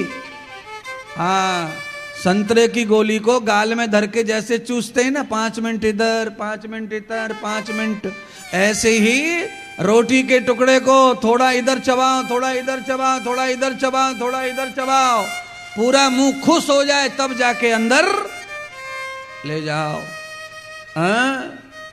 एक पूड़ी में से एक ही टुकड़ा करता है, कोई कोई सीधा ठूस देता है। दो चार मुंह मारे घटक, दो चार मुंह मारे घटक, दो चार मुंह मारे घटक, और बीच बीच में पानी घटक है। फिर सारा का सारा लोड पेट पे आता है। ये ठीक नहीं है भोजन पद्धति। आप 15 पूड़ी खाओ, 12 की जगह 15, 3 ज्यादा खाओ, पर मस्त मस्त खाओ, हंसते हंसते अंदर चबा चबा के खाओ, घुमा घुमा के खाओ, घुमा घुमा के खाओ। हाँ, आनंद आ जाएगा महाराज। आप रबड़ी बनाना चाहते हो, रबड़ी दूध की, पानी दूध रख दिया तुमने कढ़ाई में, आग जला दी। ओ बाबा, ओ बाबा, नाती पोते वाले बाबा, रबड़ी बन रही है, रबड़ी खा के जाओ। कहाँ चले लिए? अरे हाँ, मम्मी के पास पहुंचा दो पोते को, रबड़ी ठीक से मिलनी चाहिए। मैं रबड़ी बना रहा, बाबा मेरे को लगा चल दिया कर रबड़ी का नाम सुन के।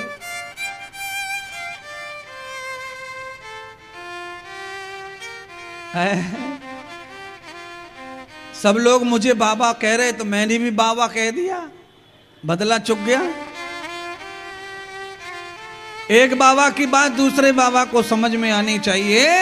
कहने का अर्थ मेरा यह है कि आप दूध रख दे, भगोनी पे अग्नि जला दिया और मन में संकल्प है कि आज रबड़ी बनाना है। अगर आप रबड़ी बनाते समय उसमें आपने चम्मच नहीं डाला और दूध को बराबर नहीं चलाया तो रबड़ी नहीं बनेगी, दूध जल जाएगा, लग जाएगा, खराब हो जाएगा। इसीलिए मुंह में अगर आपको चाहिए कि हड्डी बनाना है, खून बनाना है, मांस बनाना है, गाल बनाना है, दांत बनाना है, तो रोटी को चलाओ चलाओ चलाओ, भट्टी में चलाओ चलाओ, चबाओ चबाओ, और रोटी जितना चबाओगे उतना रस निकलेगा, रस निकलेगा, रक्त निकलेगा, हड्डी निकलेगी, मांस निकलेगा, पूरे शरीर में सब जगह माल फैल जाएगा, एक जैसा सुंदर शरीर बन जाएगा। चबाने में मेहनत नहीं कर रहे तो कहीं का कहीं चला जा रहा है माल, शरीर में एक ही हिस्सा बड़ा सा हो जाता है पूरे शरीर में। इसीलिए भोजन की पद्धति को भी मस्ती में, आनंद में और उसके साथ खेल खेल कर आनंद से खाइए। भोजन के साथ में खेलते रहो, हंसते रहो, प्रसन्न रहो और भोजन को चबा चबा कर भोजन करो, चूस चूस कर पानी को पियो। आप देखेंगे आपके सौंदर्य में अलग अलग प्रभाव पड़ेगा, आपके सौंदर्य में अलग प्रभाव आएगा। जिनके जल्दी सी झुर्रियां पड़ जाती हैं चेहरे पे, वो भी तो खाना खाते हैं, पानी भी पीते हैं बहुत सारा। ये सब हो जाता क्यों है? मैंने कहा ना, ऊंचे पे पानी नहीं चढ़ता, नीचे में सब बह जाता है। आप सोच रहे होंगे महाराज कथा सुनाते सुनाते बीच में आयुर्वेद कहां से ले आए। ये पूरी कथा ही इंद्रदेव महाराज के मुख से आयुर्वेद के रूप में ही निकलती है, जो तन को, मन को, बुद्धि को, चित्त को, आत्मा को, सबको निरोगी बनाने का काम करती है। केवल आत्मा मस्त हो जाए, मन बुद्धि और शरीर व्यस्त हो जाए तो सब खराब हो जाएगा। सारे के सारे लोग निर्व्यसनी चाहिए। आत्मा, मन, बुद्धि, चित्त, अहंकार और शरीर, आंख, कान, मुंह, हाथ, पैर।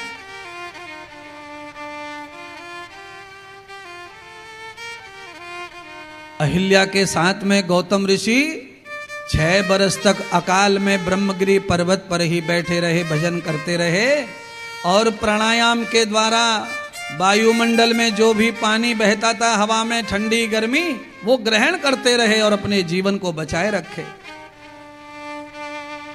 गौतम ऋषि ने एक दिन वरुण देवता को ध्यान किया।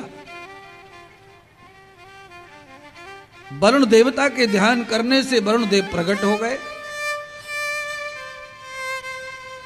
वरुण देवता ने ब्रह्म ऋषि गौतम से कहा, अरे गौतम, ऐसी कठिन तपस्या अकाल में तुम क्यों कर रहे हो? तुम्हें क्या चाहिए? अरे जैसे सारे ब्राह्मण चले गए छोड़ के अकाल के धरती को, वैसे तुम्हें भी चले जाना चाहिए। अपनी पत्नी के साथ अपने प्राणों को अंत करना चाहते हो? अरे कैसे जीवित रहोगे? यहां से चले जाओ। परीक्षा ले रहे वरुण देवता। गौतम ऋषि ने कहा, हे देव, मैं कहीं नहीं जाऊंगा। अगर मैंने ब्रह्मगिरी पर्वत पर अपना जीवन बिताया है तो अकाल आफत आने पर मैं पर्वत को अकेला छोड़कर कैसे चला जाऊं? आफत काल में परख होती है अपने और पराये की। मित्रता, भ्रातृता, पत्रता और भक्तिता, ये तो भैया आफत काल में ही है। भक्ति कब काम आएगी कैसे समझ में आएगा? आफत काल में भक्ति का फल समझ में आ जाता है, मित्र का समझ में आ जाता है, पत्नी का समझ में आ जाता है, पति का समझ में आ जाता है। इसीलिए आफत जब आए तो सबकी परीक्षा हो जाती है प्यारे। कौन तुम्हारा है और कौन आफत में तुम्हारा है, कौन नहीं है। इसीलिए हर समय सुख का समय रहा तो सब अच्छे दिखते हैं और अपने दिखते हैं। कभी कभी सुख में भी आफत आ जानी चाहिए, जिससे कम से कम छलनी हो जाती है, कौन अपना कौन पराया, परख हो जाती है मेरे प्यारे बंधुओं बहनों। इसीलिए आफत आने पर घबराना नहीं, ये सोचना भगवान ने परीक्षा के लिए आफत भेजी है तो आफत हो जाए, परीक्षा हो जाए।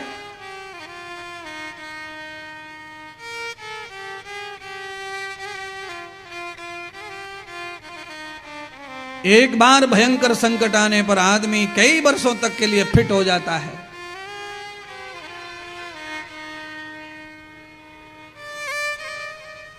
सूत जी कह रहे हैं, सौनक ऋषि, आज परम प्रभु गौतम ऋषि वरुण देवता से कहते हैं, परमात्मा आप मेरी भक्ति से प्रसन्न हैं। तो वरुण देव ने कहा कि मैं तुम्हारी भक्ति से प्रसन्न हूं, एक बार तुम मांग लो जो मांगना है, क्या चाहिए तुम्हें? तुमने इस अकाल में मुझे भजा है निर्जल रहकर। तो कहा परमात्मा आप जानते हैं मैं क्यों भजन कर रहा हूं, आपको अलग से स्थापित करके क्यों भजा है। मैंने हे वरुण आपको इसलिए भजा है क्योंकि मैं चाहता हूं कि आप पानी के देवता हैं, आप जल के स्वामी हैं, तो आप इस अकाल को समाप्त कर सकते हैं। भजन से प्रसन्न होकर वरुण देवता ने गौतम ऋषि को आज्ञा की कि तुम दोनों हाथों की अंजलि से अपने नाखूनों से जितना गड्ढा पर्वत में कर दोगे मैं उस गड्ढे को भर दूंगा और वो गड्ढा हमेशा ब्रह्मकुंड कहलाएगा। और उस ब्रह्मकुंड का पानी कभी भी सूर्य चंद्रमा समुद्र जब तक रहेगा तब तक उसमें पानी रहेगा, वो पानी कभी समाप्त नहीं होगा।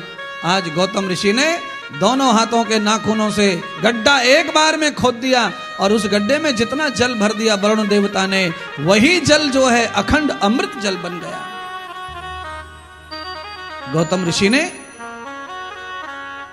उस थोड़े से जल से सारी सृष्टि पूरे पर्वत को हरा भरा कर दिया। इसलिए मैंने कहा कि जल के साथ खिलवाड़ मत करो। 20 साल के बाद में पेट्रोल मिलेगा, सीएनजी मिलेगा, एलपीजी मिलेगा, डीजल मिलेगा, सब मिलेगा, पर पानी नहीं मिलेगा। कान खोल के सुन लो।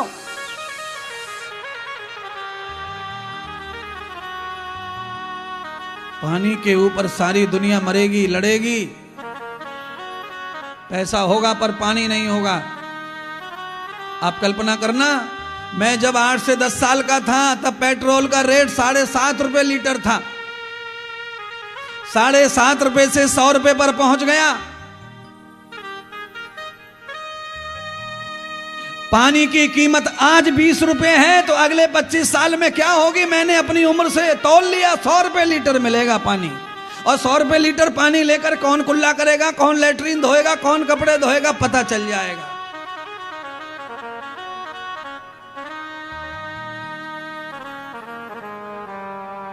पेट्रोल डीजल की कीमतों से मैंने समझ लिया सब। ये लीटर डीजल मुझे इसलिए समझ में आ रही है क्योंकि मेरे गुरुकुल में मैं जहां पढ़ता था वहां पर एस्कॉर्ट ट्रैक्टर था पुराने जमाने का, उसमें डीजल लाना पड़ता था पंप से। हम लेके आते थे कट्टी में डीजल ट्रैक्टर भरने के लिए, तब हमें मालूम है। और मेरी जितनी आयु आज तक हो गई है उस आयु में मैंने पूरा गणित निकाला। 100 रुपए लीटर बिक रहा है पेट्रोल। तो आज पानी का जो रेट है उससे अंदाजा लगा लो 25 साल में क्या होगा पानी का रेट। ये बिस्लरी की बोतल जो शुरू हुई थी जब 2.5 रुपए की आती थी, 2.5 रुपए की, शुरू में तो 1.5 रुपए 50 पैसे की आती थी महाराज। 16 रुपए पर पहुंच गई, कहीं कहीं 17 रुपए पे पहुंच गई। अगर ये इंडिगो में और एयर इंडिया में हवाई जहाज में लेनी पड़े तो 70-80 रुपए पे पहुंच जाती है महाराज। तो अभी 100 रुपए की मिल रही है हवाई जहाज में बोतल, वही है। क्या होगा तुम्हारा 25 साल के बाद। इसीलिए पानी को स्वयं भगवान का रूप मान करके उसके साथ सम्मान के साथ जियो, सम्मान से रखो, पानी की सुरक्षा करो।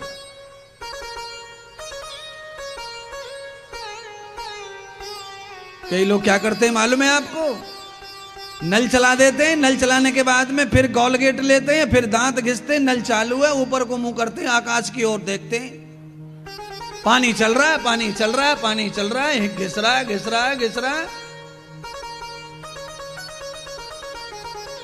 पानी की महिमा कब समझ में आती है बताओ। पानी की महिमा तब समझ में आती है जब रोड पे किसी को एक्सीडेंट हो जाए और 2 बूंद पानी से उसकी जान बचने वाली हो और उस समय पानी उपलब्ध नहीं होता है, तब पानी की कीमत समझ में आती है महाराज। अब तुम्हें तो मिल रहा है 20 फुट पे निकले आवे बिहार में, पर पानी को व्यर्थ लौटाओ मत, पानी परम धन है। अब पानी चाहे वो आंख का हो, चाहे जीव का हो, चाहे पानी शर्म का हो, पर पानी अगर खत्म हो जाता है शर्म का तो जिंदगी किसी काम की रहती नहीं है। इसीलिए आंखों में शर्म का पानी हमेशा रहना चाहिए। अगर वो मिट गया तो जीवन खत्म ही समझो। गौतम ऋषि ने एक एक बूंद पानी डाल करके सुंदर सुंदर धान की, चावल की खेती करके पूरे ब्रह्मगिरि पर्वत को हरा भरा कर लिया।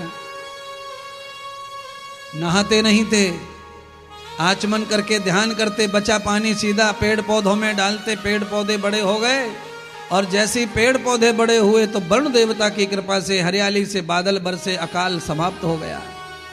और जब अकाल समाप्त हो गया तो ब्रह्मगिरि पर्वत पर सबसे ज्यादा बारिश होने लगी गौतम ऋषि की तपस्या के कारण। तो पूरे के पूरे ब्रह्मगिरि पर्वत के चारों ओर अंगूर जो फल है वो चारों ओर वो फसल पैदा होने लग गई। यानी कि फल में ही अमृत आने लग गया, फल में जल भर भर के परोसने लग गए भगवान। जो ब्राह्मण चले गए थे, गौतम ऋषि को अकेला छोड़ के मतलबी स्वार्थी बन गए थे, आज जब ब्रह्मगिरि पर्वत पर हरियाली और धन दौलत देखा तो सब ब्राह्मणों को लालच आया, सब ब्रह्मगिरि पर्वत पर लौट आए। गौतम ऋषि ने किसी को भी नहीं कहा कि तुम यहां से चले जाओ। गौतम ऋषि ने कहा परमात्मा ने जो फैलाया है वो सबका है, मेरी वजह से भले ये पैदा हुआ है पर इस पे सबका हक है। परमात्मा ने मुझे दिया है, सब ब्राह्मणों का हक ब्राह्मण ले जाएं। सारे ब्राह्मणों को गौतम ऋषि ने अपने परिवार की तरह बसा लिया ब्रह्मगिरि पर्वत पर बदकिस्मती से पूरे ब्रह्मगिरि पर्वत पर पानी पीने के लिए जो था वो ही गड्ढा था। अर्थात आप सब जानते होंगे पहले पानी कुआं से ही पिया जाता था, कुआं माने गड्ढा। और पहले कुआं जो है ज्यादा से ज्यादा गांव में एक ही माना रखा जाता था, एक ही कुआं का पानी सब पीते थे। बाद में थोड़ा बुद्धि खराब हुई तो कुआं 2-3 हो गए, ये फलानी जाति का, ये ढिकानी जाति का, ये ढिकानी जाति का। फिर और बुद्धि खराब हुई तो 5-7 कुआं हो गए, 7 जाति के 7 कुआं कर दिए। आप ध्यान कर लो, कुआं जैसे बढ़ते चले गए, जातियां वैसे बढ़ती चली गई और हिंदू घटता चला गया। अगर एक कुआं, एक मंदिर होता गांव में और एक विचार होता तो कभी भी हिंदू बढ़ता नहीं, घटता नहीं और कटता नहीं, सारा कार्यक्रम अच्छा रहता। इतने वर्षों के बाद अब ध्यान आया सरकार को, तो सरकार ने नारा लगाया बटोगे नहीं तो कटोगे नहीं, बटोगे तो कटोगे। इतने वर्षों के बाद ध्यान आया, जब से बट रहे कट रहे, बट रहे कट रहे, बट गए छट गए। और ये कुआं बदलने से हुआ सब है। ये ब्राह्मणों का कुआं, यहां ये नहीं पानी भरेगा, ये क्षत्रियों का कुआं, यहां ये नहीं पानी भरेगा, ये वैश्यों का कुआं, यहां पे फलाना पानी नहीं भरेगा। अब बताओ, अब तो बताओ, नगर पालिका में जो पानी आपके घर आता है पाइपलाइन से, वो कौन कौन सी जाति के नाम से आता है, जरा तनक बता दो। है? एक घर ब्राह्मण का, एक क्षत्रिय का, एक वैश्य का, एक शूद्र का, लाइन से घर बने हुए हैं, किसी की बापोती नहीं हो गई है। और सब लोग पानी कौन सा पी रहे हैं? नगर पालिका वाला जो भेज रहा है वही पानी पी रहे हैं। और पहले मर गए, पानी के चक्कर में ही लड़ गए भिड़ गए, हिंदू जात खत्म कर ली सब। हाय हाय महाराज, पहले चमड़े का काम करने वाले को कुआं पे चढ़ने नहीं देते थे, और आज चमड़े के सहित खा जाते हैं बकरे को। बोलो है? अपनी गैली में, अपने गिरारे में, अपने रास्ते में, अपने घर में झाड़ू पोछा, गली को, रोड को साफ करने वाले को कुआं पे चढ़ने नहीं देते थे। आज रास्ते की क्या चलती, पूरे के पूरे रास्ते, पुलिया, पुल सब खा गए। बोलो, आपसे मैं एक सवाल पूछना चाहता हूं बिहार के लोगों। अच्छा बोलो, 3 बहू घर में हैं, एक बहू ऐसी है जो झाड़ू नहीं मारती है, एक बहू ऐसी है जो झाड़ू नहीं मारती, और एक बहू 3 में से ऐसी है जो 3 बार दिन में झाड़ू मारती है। आप ये तीनों में से किस बहू को अच्छा मानोगे? फंस गए। 3 छोड़ दो, 2 में हिसाब लगा लो। 2 बहू घर में है, एक बहू झाड़ू उठाती नहीं, घर को झाड़ती नहीं, एक बहू 3 बार झाड़ू मारती। तो अब ये बताओ, सास के मन को कौन सी बहू भाएगी? इधर कहां सास है, इधर है, इधर मुंह कर लू महाराज। है? बोलिए मैडम, बोलो। झाड़ू लगाने वाली बहू प्यारी लगेगी, बड़ी लक्ष्मी आई है, बड़ी शुद्ध आई है, बड़े संस्कारी आई है। और पहले मेहतर झाड़ू लगाते थे बेचारे, उनको इज्जत नहीं मिली, उनको सम्मान नहीं मिला। और आज टर टर करते घूम रहे हो तुम सब। क्यों? एक दिन तो संसार में घूरे का भी दिन आता है। घूरा, घूरा समझते हैं? घूरा, हाँ महाराज समझते हैं घूरा।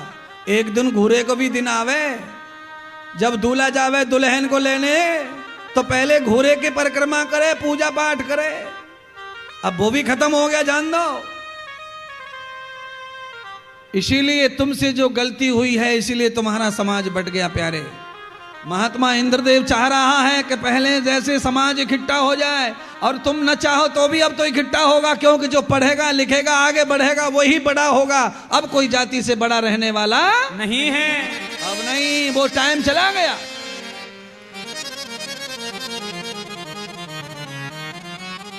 अब सबका हक कानून में सब पढ़ गए, सब समझ गए।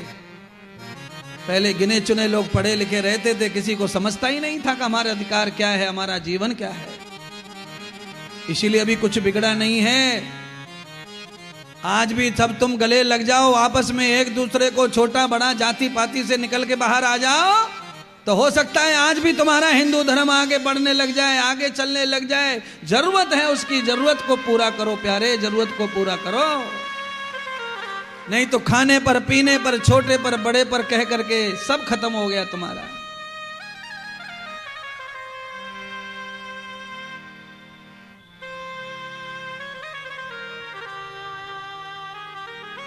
चार भाई में से एक भाई गरीब हो जाए, और गरीब होने के बाद में क्या उसे अछूत कह देंगे अपन?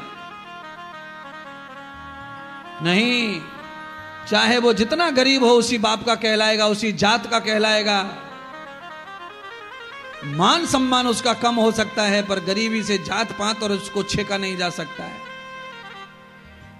इसलिए समाज में गरीब तबके को दबा करके कुछ नहीं मिला किसी को, सब थक गए आप। कथा बहुत अलग चली गई, कहां से कहां पहुंच गई। कहने का तात्पर्य यह है कि गौतम ऋषि ने नेक कर्म किया और सारे ब्राह्मणों को बसा लिया, और सारे ब्राह्मणों ने गौतम ऋषि के ऊपर अन्याय करना शुरू कर दिया।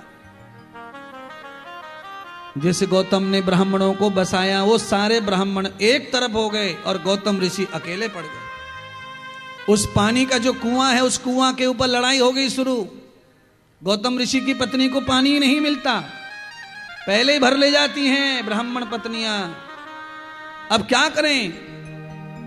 गौतम ऋषि सब ब्राह्मणों के पास गए, भैया ऐसा मत करो। पत्नियों ने कहा, देखो अहिल्या का पति अपनी पत्नी की ओर से तुमसे लड़ने आया है और तुम चूड़ियां पहन के घर में बैठ जाओ। हमारे लिए तुम क्या करोगे? आज अपनी पत्नियों की बातों में आके सब ब्राह्मण एक हो गए और गौतम ऋषि का अहित करने का विचार करने लगे। क्या करें?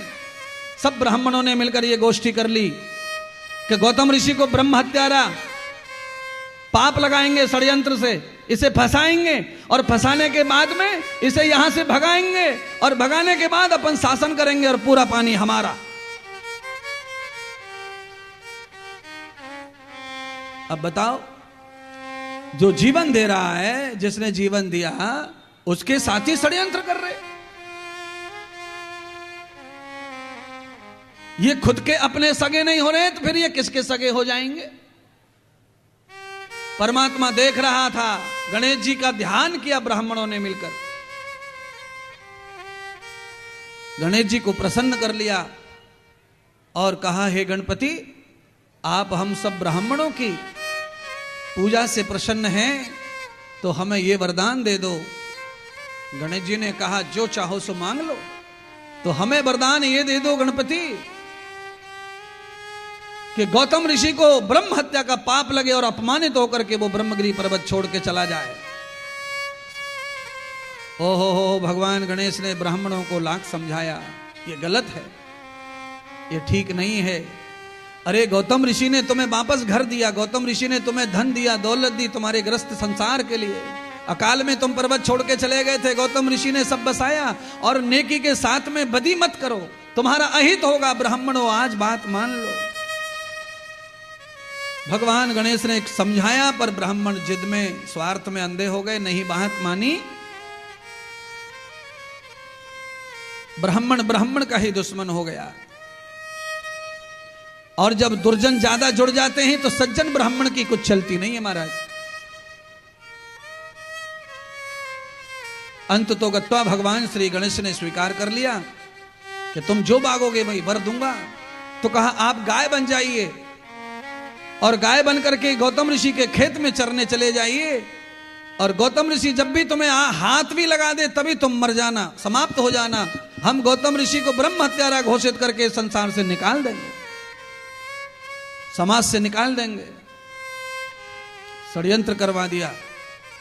गणेश भगवान ने लाख बार समझाया, पछताओगे पछताओगे पछताओगे, नहीं माने, जिद पकड़े तो गणेश कहने लगे, भक्ति का जो फल है वो तो देना पड़ेगा, तुम जो वर मांग रहे हो वो वर भी देना पड़ेगा।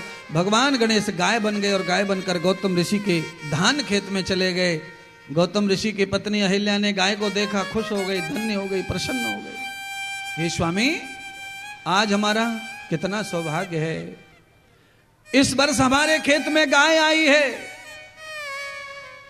पुराने जमानों में गाय अगर खेत में आ जाती थी फसल खाने के लिए तो किसान बोलता था, इस बार सोना बरसेगा, गाय का पैर लग गया, मुंह लग गया। और आजकल खेत में अगर गाय आ जाए तो किसान और किसान की बीवी और किसान के बच्चे और कुछ भाड़े पे इकट्ठे करके डंडे ले लेके गाय के पीछे भागते हैं लोग महाराज। लंबा पड़ देते गाय को, 5 किलोमीटर दूर तक मारते जाते, भगाते जाते, मारते जाते, भगाते जाते। अहिल्या खुश हो गई। गौतम ऋषि को कहा, जाइए, गाय का पेट भर गया, अब गाय को जल पिला दो, जल पिलाने के लिए लेके आओ, घर पे पिलाएंगे, सेवा करेंगे। गाय को लेने गौतम ऋषि गए। गौतम ऋषि ने जैसे ही हाथ रखा, चलो गंगा मैया जल पान कर लो, भोजन हो गया होगा। गाय गिर पड़ी और मृत्यु प्राप्त हो गई। गणेश जी ने लीला कर दी। ब्राह्मण तैयार बैठे थे डंडा लेकर के, टूट पड़े, मारो मारो मारो, ब्रह्म हत्यारा है, इसका मुंह नहीं देखना है, इसे मार डालो। गौ हत्या करने वाले का मुंह देखने के लायक नहीं होता, ये कथा ये बता रही है। गाय को मारने वाले का चेहरा देखने से सब पुण्य क्षीण हो जाते हैं प्यारे बंधुओं। इसीलिए आपको इस कथा को सुनकर के गाय की सेवा, गाय का सम्मान, गाय की सुरक्षा करनी होगी। गाय के प्रति आपका कैसा संबंध होना चाहिए वो आपको बदलना पड़ेगा अपने आप को। अगर आप गाय की सेवा करते हैं, गाय का दर्शन करते हैं, गाय का प्यार सम्मान लेते हैं, गाय के गले से लपटते हैं, गाय का मुंह चाटते हैं, चूसते हैं, पूछते हैं, तो आपके साथ में जो गाय का संबंध है वो संबंध गणेश के साथ है आपका, ऐसा समझना है। क्योंकि इस कथा में गणेश को ही साक्षात गाय का रूप माना गया है। इसीलिए गणेश और गाय एक ही अक्षर, एक ही राशि का स्वरूप है। सदगुरु भगवान श्री सूत कहने लगे, सौनक जी, ब्राह्मणों के चरण पकड़ लिए ब्राह्मण गौतम ने। हे ब्राह्मणों, मैंने गाय मारी नहीं है, पर गाय मर गई है मेरे हाथ से, तो मुझे हत्या लगी जरूर है। अब मुझे इस पाप से मुक्त होने का कोई मार्ग बताओ। ब्राह्मणों ने कहा, पहले ब्रह्मगिरी पर्वत छोड़ो, घर द्वार मकान और ये कुआं पानी का सब छोड़ो, तुम्हारी परछाई भी नहीं चाहिए, और सीधे जाओ गंगोत्री पर जाकर, हिमालय में जाकर गंगा जी में नहा कर आओ। ब्राह्मणों के कहने से पत्नी सहित गौतम ऋषि गंगोत्री पहुंचे।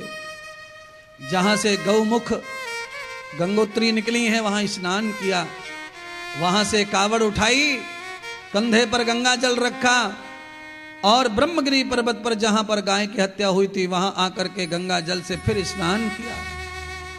ब्राह्मणों से पूछा, ए ब्राह्मण जनों, मैं आपकी आज्ञा से गंगा नहाकर गंगा लेकर आ गया हूं, और मैंने जल अर्पण कर दिया गंगोत्री से लाकर ब्रह्मगिरी पर्वत पर। अब तो मेरा गौ हत्या का पाप धुल गया होगा। ब्राह्मणों ने कहा, अरे गौतम, तू महापापी है, तेरा पाप केवल गंगा नहाने से नहीं धुलेगा, तो मुझे और क्या करना पड़ेगा। तो कहा, श्रावण मास में पूरे 1.25 लाख शिव मंत्र और 1.25 करोड़ शिवलिंग बनाकर तुझे उसका 1 महीने अर्चन करना पड़ेगा।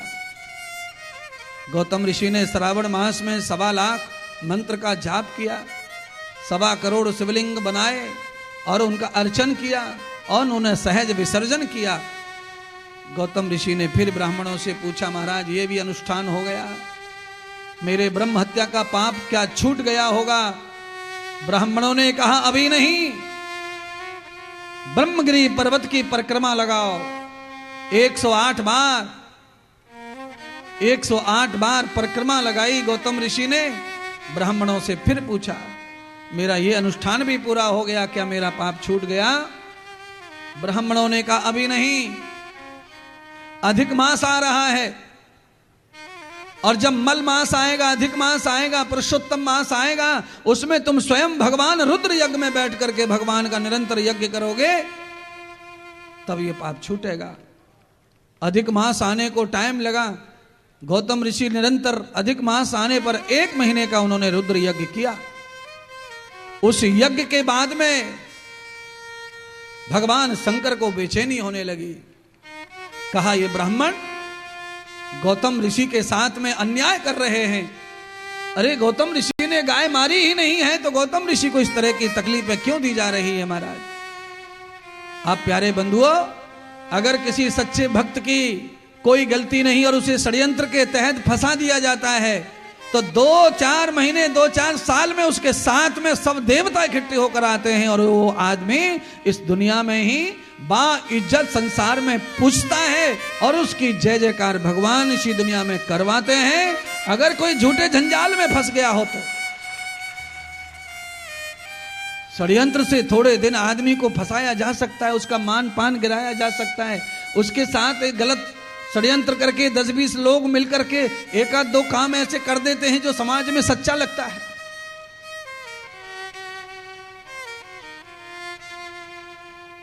भगवान शंकर माता पार्वती के साथ प्रकट हो गए। गौतम ऋषि से कहा, अरे गौतम, सबसे पहले तुम इस बात से निश्चिंत हो जाओ कि तुमने गौ हत्या की है। मैं त्रिकालदर्शी शंकर तुम्हें कहता हूं कि तुमने गौ हत्या नहीं की है, वो तो भगवान श्री गणेश मेरे पुत्र ने लीला की है। ब्राह्मणों के मंत्र जाप और पूजा के लालच में आकर मेरा पुत्र गणेश ब्राह्मणों की आज्ञा में आ गया, और उसने गाय बनकर यह लीला की थी। तुम्हें गौ हत्या का पाप नहीं लगा है, पर जिन ब्राह्मणों ने तुम्हारे साथ में जो अन्याय किया है, तुम्हें तकलीफ दी है, अब मैं तुम्हारी भक्ति से प्रसन्न हो गया हूं। तुम मुझसे वर मांग लो, मैं ब्राह्मणों को नष्ट कर दूंगा, जला के राख कर दूंगा। ब्रह्मगिरी पर्वत पर तुम्हारे अलावा कोई ब्राह्मण जीवित नहीं रहेगा। हाय हाय, गौतम ऋषि कैसे ब्राह्मण हैं, दिव्य ब्राह्मण है महाराज। गौतम ऋषि ने कहा, परमात्मा आज आपका और माता पार्वती गंगा मैया का दर्शन मुझे उन दुष्ट ब्राह्मणों की वजह से ही हुआ है, इसीलिए मेरे लिए वो ब्राह्मण अब दुष्ट नहीं है। ब्राह्मणों का मेरे प्रति चाहे जो भी मन हो, पर उन ब्राह्मणों ने मुझे जो रास्ता दिखाया उस रास्ते पे चल के ही आप मेरे घर तक आए हैं परमात्मा। न मैं गंगा नहाने जाता तो न गंगा आती, न मैं ये यज्ञ करता, न शिवलिंग बनाता, न मैं रुद्र यज्ञ करता, न शिव पार्वती आप पधारते, तो मेरे को कभी आपका दर्शन न होता। परमात्मा आप कृपा करके रुष्ट ना होए ब्राह्मणों पर। परमात्मा मेरी भक्ति का फल जो भी बनता हो उसमें मुझे जो भी प्राप्त हो वह वरदान उन ब्राह्मणों को भी आप प्रदान कर दो जिन्होंने मुझे दुख दिया, कष्ट दिया। उन्हीं के दुख दर्द कष्ट के कारण मैंने आपका ध्यान पूजन वंदन किया।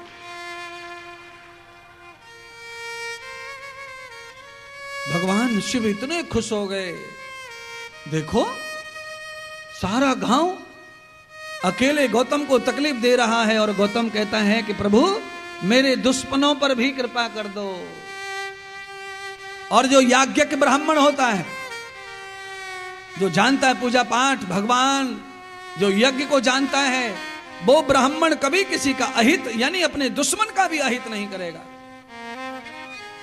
अब जिस ब्राह्मण को यज्ञ समझता नहीं है, आहुति समझती नहीं है, मंत्र समझता नहीं है, पूजा पाठ भगवान में कोई रुचि नहीं है, तो केवल ब्राह्मण की बात न कहते हुए मैं कहता हूं जो भी मानस इन बातों से परे है उसमें कैसे रुचि आएगी, कैसे श्रद्धा आएगी, कैसे भक्ति आएगी। पर भगवान कहते हैं जो सच्चा भक्त होता है वो अपने दुश्मन का भी कल्याण चाहता है। परमात्मा शिवजी ने गौतम ऋषि से कहा वरदान मांग लो, तो कहा पहले तो ब्राह्मणों का कल्याण कर दो। जिस प्रकार से मुझे आप प्रसन्न हो गए हैं ऐसे ही जो भी ब्रह्मगिरी पर्वत पर आए इन ब्राह्मणों के पूजा पाठ से आप प्रसन्न हो जाएं और भक्त का कल्याण हो जाए, ऐसा वरदान इन ब्राह्मणों को दे दो, ब्रह्मगिरी पर रहने वालों को। और मुझे वरदान में मेरी भक्ति से आप प्रसन्न हैं तो मुझे वरदान